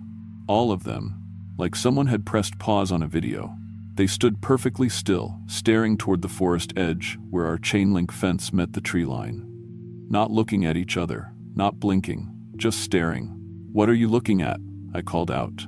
Emma Beardy, one of my fourth graders, pointed toward the trees with a trembling finger. The other kids, Mr. Sinclair, they're watching us. I looked where she pointed, nothing but shadows and dripping pine branches. "What other kids?" "The dead ones," said Marcus Charlie, my oldest student. His voice was flat, emotionless. "They want us to come with them." A chill ran down my spine that had nothing to do with the October air. These kids were indigenous, Wet'suwet'en and Gitxsan mostly. Their families had oral traditions going back thousands of years. When they said they saw something, I'd learned to pay attention. I walked to the fence, squinting into the forest. The trees were thick enough that you couldn't see more than 20 or 30 feet before the shadows swallowed everything. Perfect cover for anyone who wanted to watch children without being seen. "There's nobody there," I said, but my voice sounded uncertain even to me. The kids slowly returned to their games, but they kept glancing toward the forest. They were scared. Not the typical childhood fear of monsters under the bed. This was deeper, primal, the kind of fear that keeps your ancestors alive. But it wasn't my imagination. I started timing it.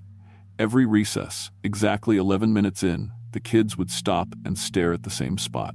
The clearing about 50 feet into the trees where the canopy opened up enough to let in a little gray light. After the third time, I called the RCMP detachment in Smithers.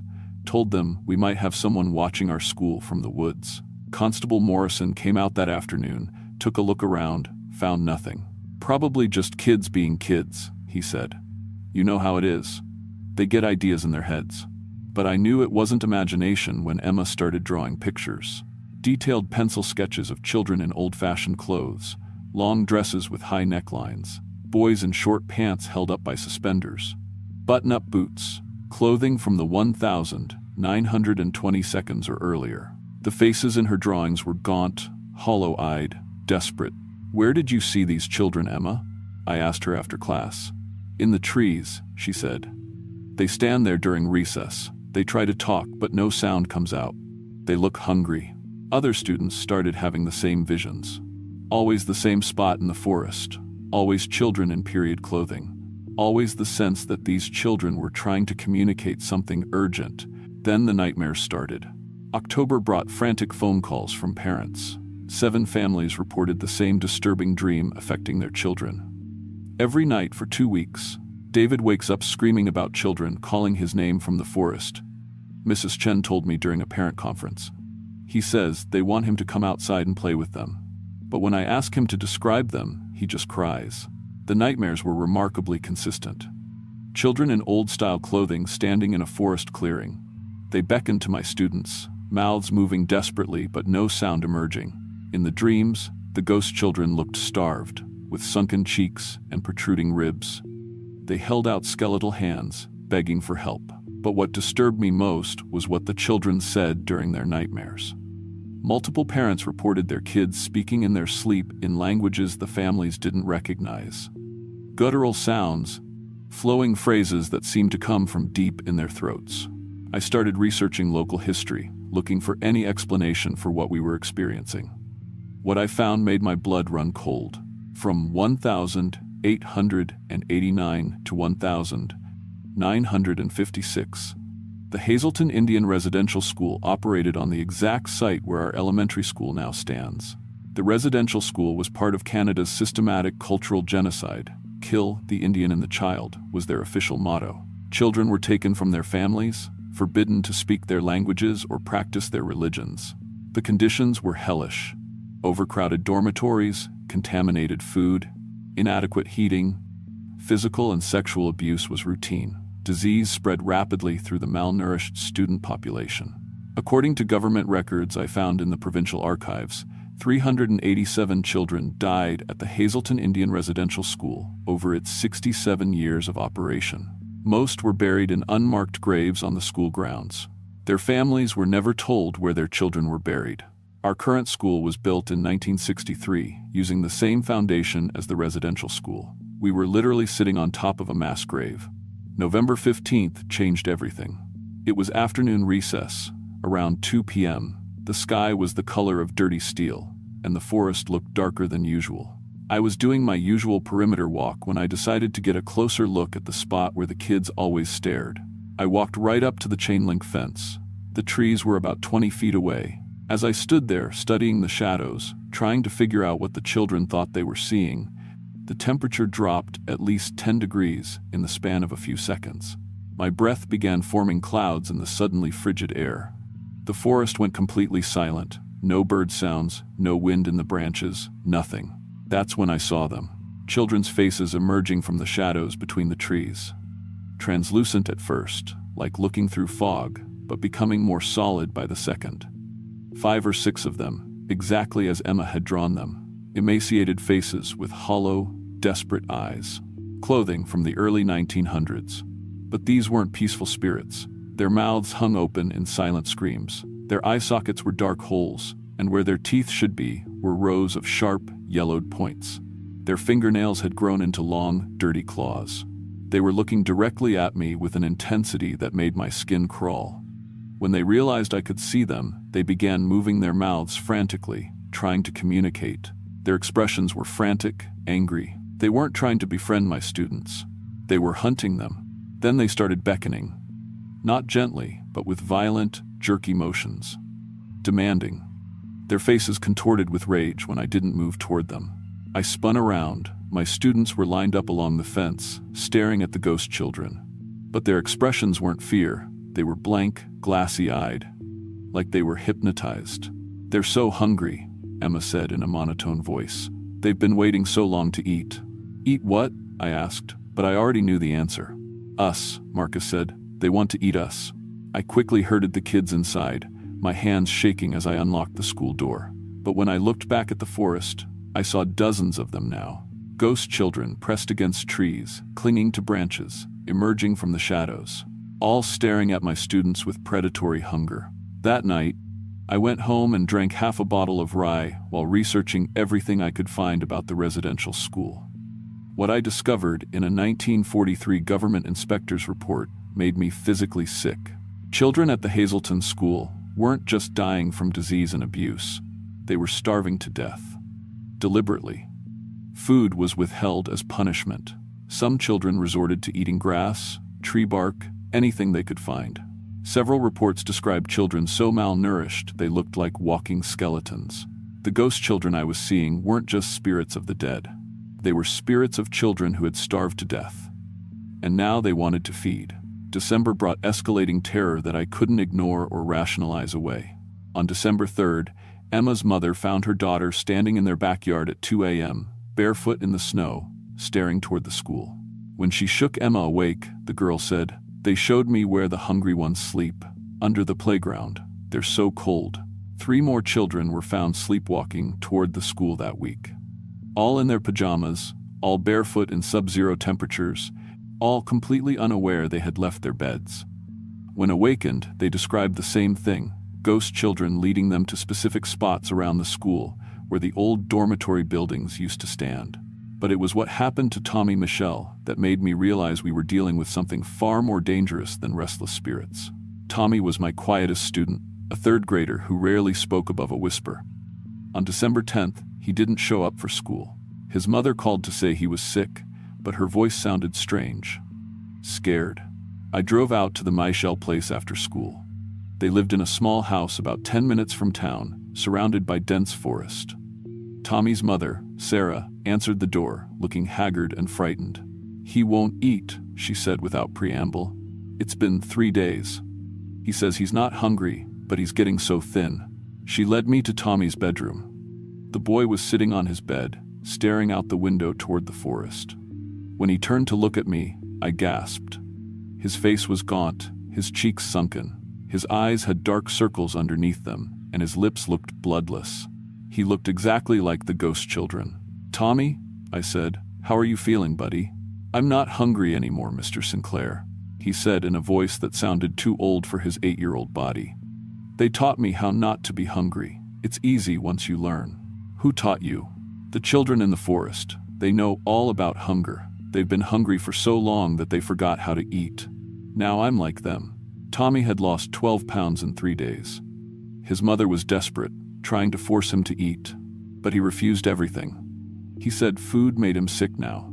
He only wanted to sit by the window and stare at the trees. Dr. Patel at the Hazelton Medical Clinic was baffled. Tommy's blood work came back normal, no signs of illness or malnutrition. But the boy continued wasting away. "It's like his body is forgetting how to process food," Dr. Patel told me privately. "I've never seen anything like it." Tommy wasn't the only one. By mid-December, 5 of my students were showing similar symptoms: rapid weight loss, refusal to eat, obsession with staring at the forest. Their parents were frantic. Meanwhile, the supernatural activity at school was escalating beyond anything I could handle alone. During indoor recess on snowy days, my students would point at empty desks and insist they were occupied by the ghost children. But now I could see them too. Emaciated children sitting at our modern desks, their hollow eyes fixed on my living students. They weren't attending class out of curiosity.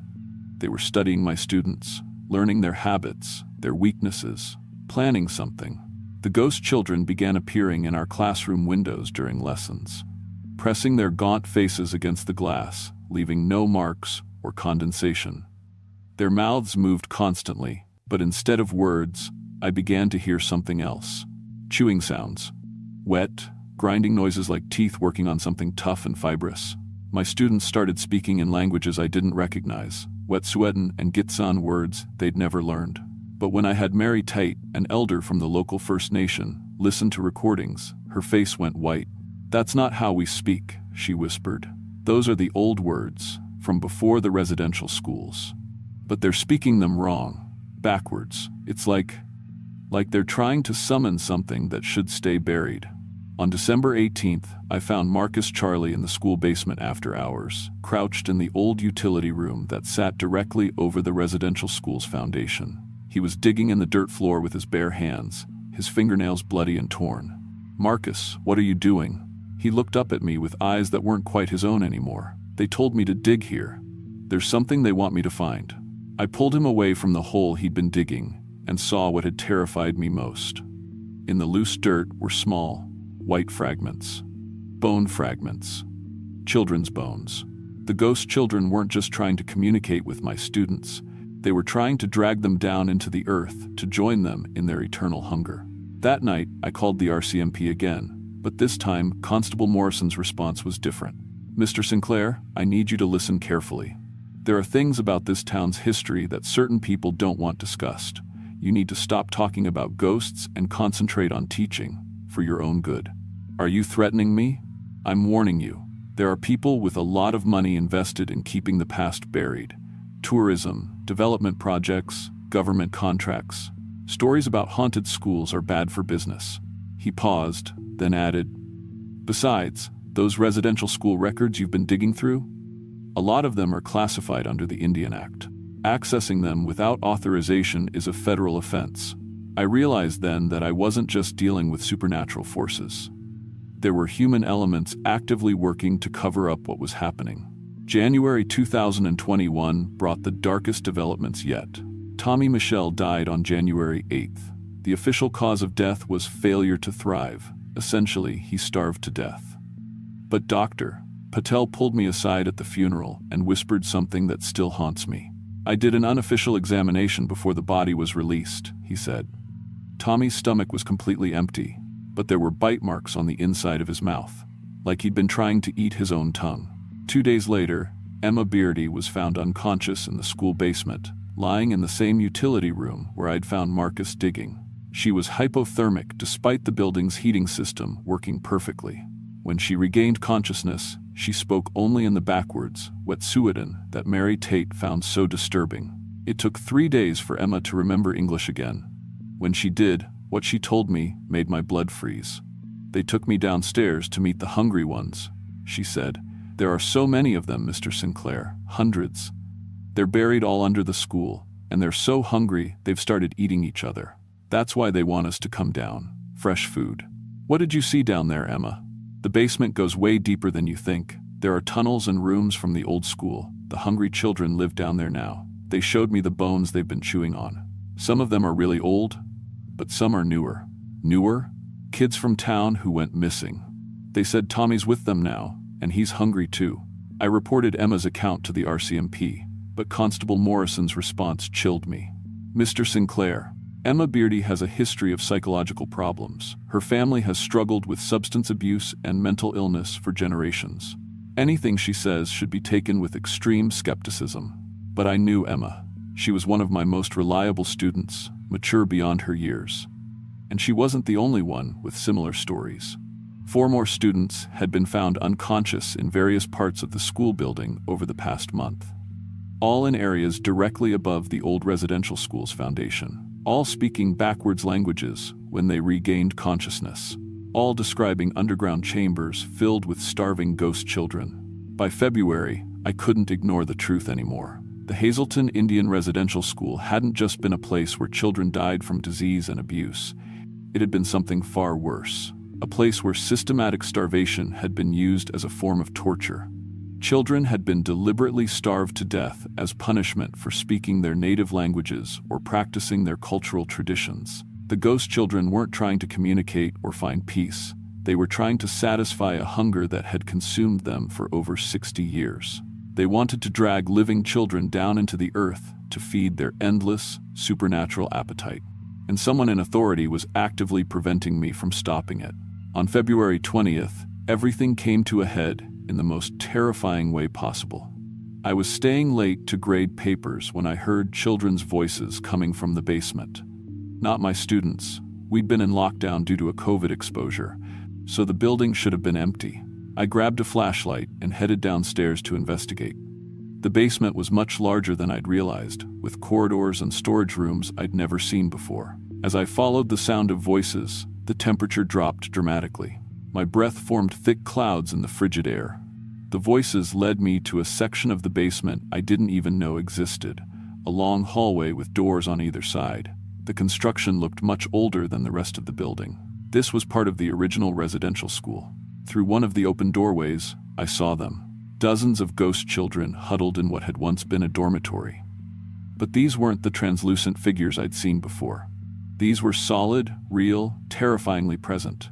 Their emaciated bodies were covered in filth and decay. Their mouths were stained with dark substance that looked like dried blood. In the center of the room sat Tommy Michel. He looked up at me with eyes that were now completely black. His cheeks were sunken, his lips pulled back in a permanent grimace that revealed rows of sharp, yellowed teeth. When he smiled, I saw that his mouth was full of what looked like small bones. "Hello, Mr. Sinclair," he said in a voice like grinding gravel. "We've been waiting for you." The other ghost children began to stand, their movements jerky and unnatural.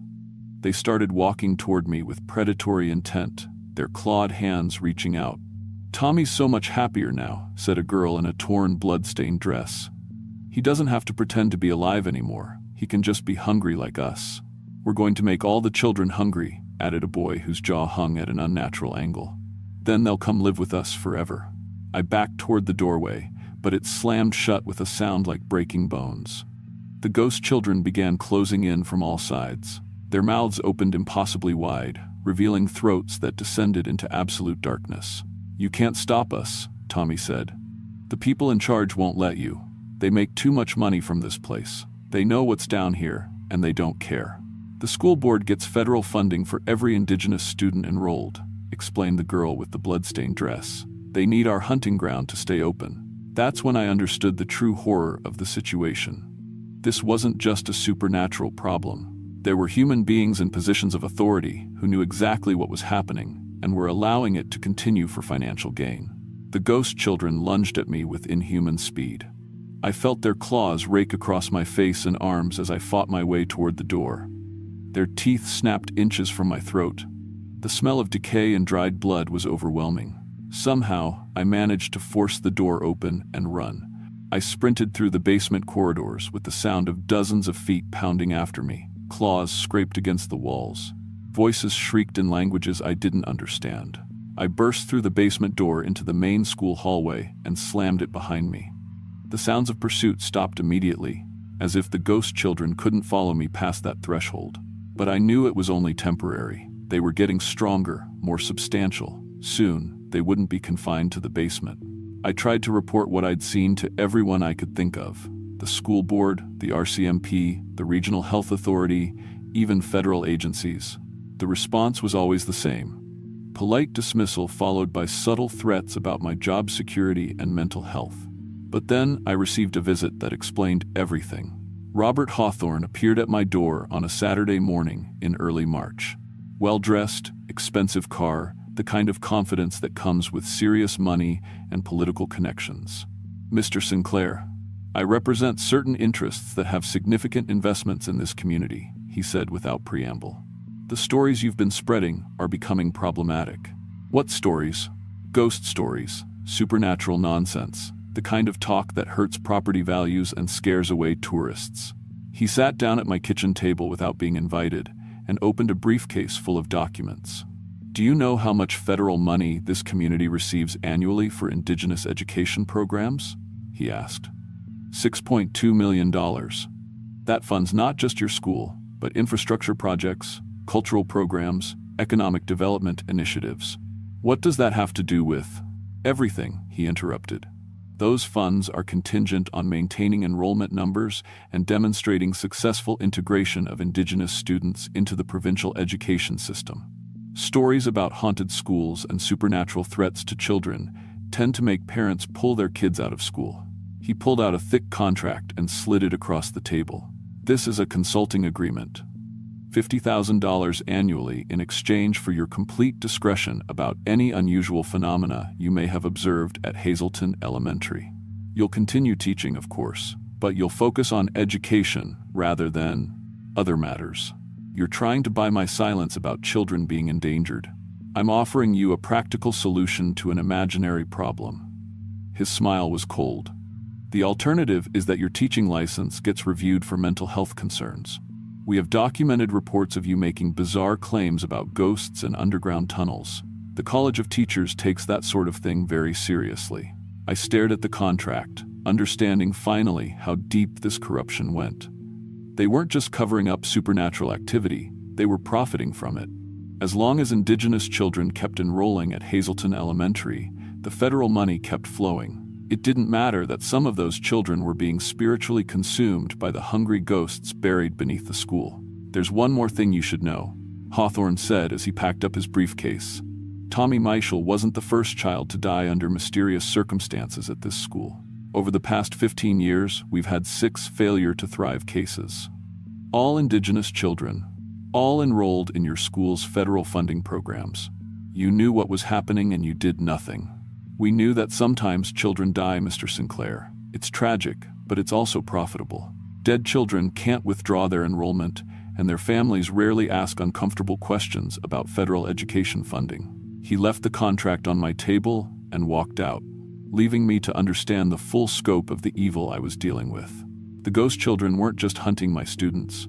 They were being deliberately fed to maintain a system of institutional profit built on the bones of Indigenous children. I destroyed Hawthorne's contract and made a decision that would cost me everything. Over the next 2 weeks, I secretly documented everything I could find about the supernatural activity at the school. I took photographs of the basement areas where ghost children appeared. I recorded audio of the backwards languages my students spoke. I compiled medical records showing the pattern of mysterious illnesses and deaths. Most importantly, I used ground-penetrating radar equipment borrowed from a construction company to map what lay beneath our playground. The results confirmed my worst fears. There weren't just a few dozen unmarked graves under the school. There were hundreds. Layer upon layer of small skeletons, some dating back to the 1892, others much more recent. The most recent appeared to be from the past 2 decades. The Hazleton Indian Residential School had never really closed. It had just changed its name and continued operating with federal funding and institutional protection. On March 15th, I called a mandatory meeting for all parents and community members. I presented my evidence publicly, despite knowing it would end my career and possibly my life. The reaction was immediate and violent. Within hours, I received death threats. My car tires were slashed. Someone threw a rock through my living room window with a note that read, "Stop or die." But some people listened. Mary Tate and other First Nations elders began their own investigation.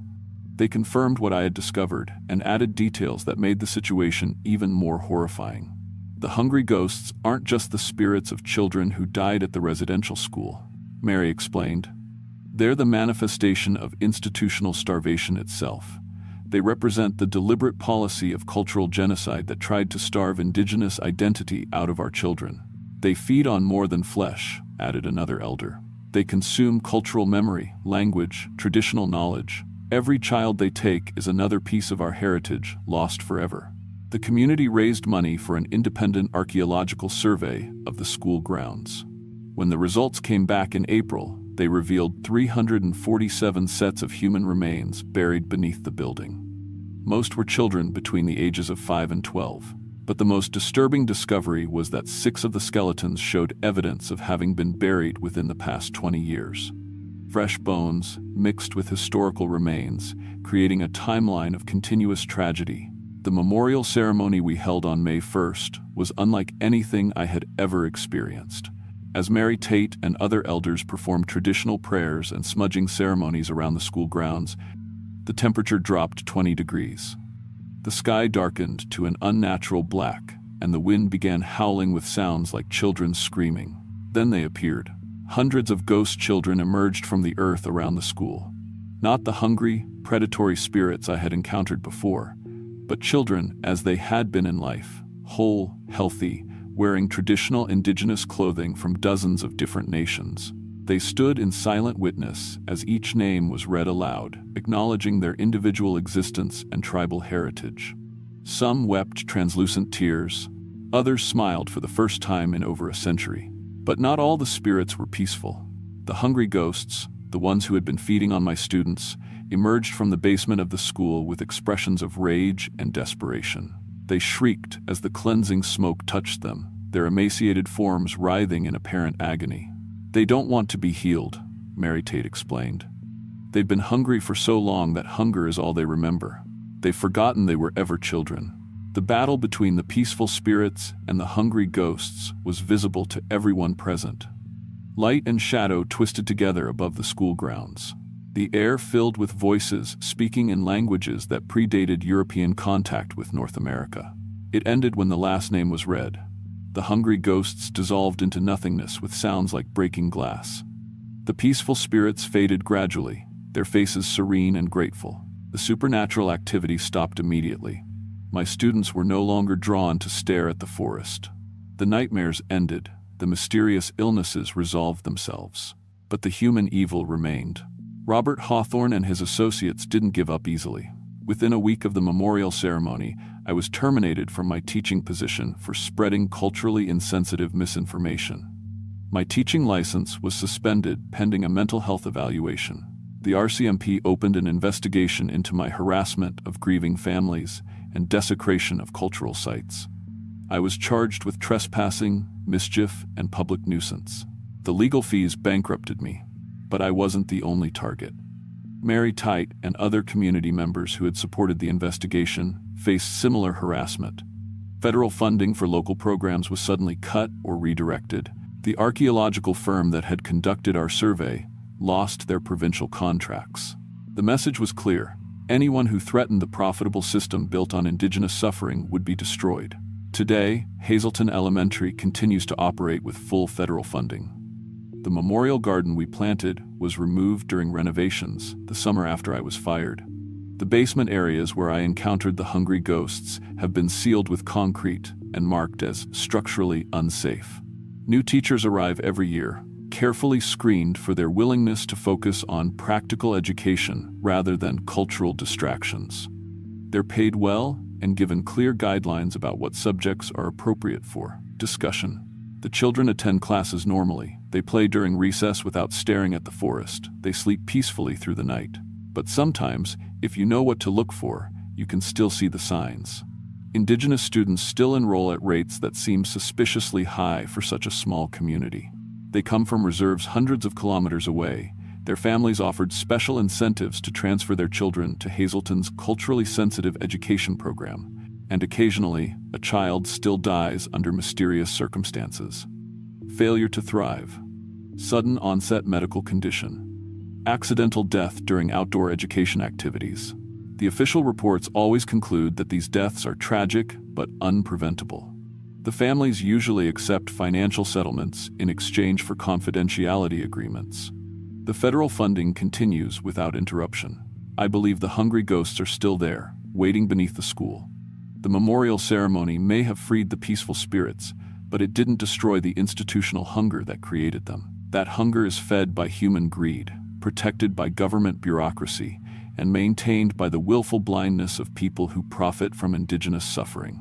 The ghosts may be gone, but the system that created them is stronger than ever. I'm telling this story because I received a call 3 weeks ago from a teacher at Little Red River Elementary in Alberta. She's been seeing children stare at empty spaces during recess. Students have been speaking in languages they've never learned. Families are reporting identical nightmares. Her school was built on the site of a former residential school. The hungry ghosts aren't limited to Hazelton. They exist wherever Indigenous children were systematically starved of food, culture, language, and identity. And in too many places, that starvation continues under different names with different funding sources. If you're a teacher, a parent, or community member in a small Canadian town with a dark history, pay attention to the children. Listen to what they're trying to tell you. Don't let the authorities convince you that their fears are imaginary.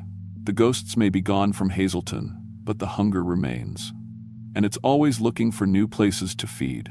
The residential schools never really closed. They just learned to hide their true purpose behind bureaucratic language and federal education funding. And somewhere in the Canadian wilderness, children are still going hungry.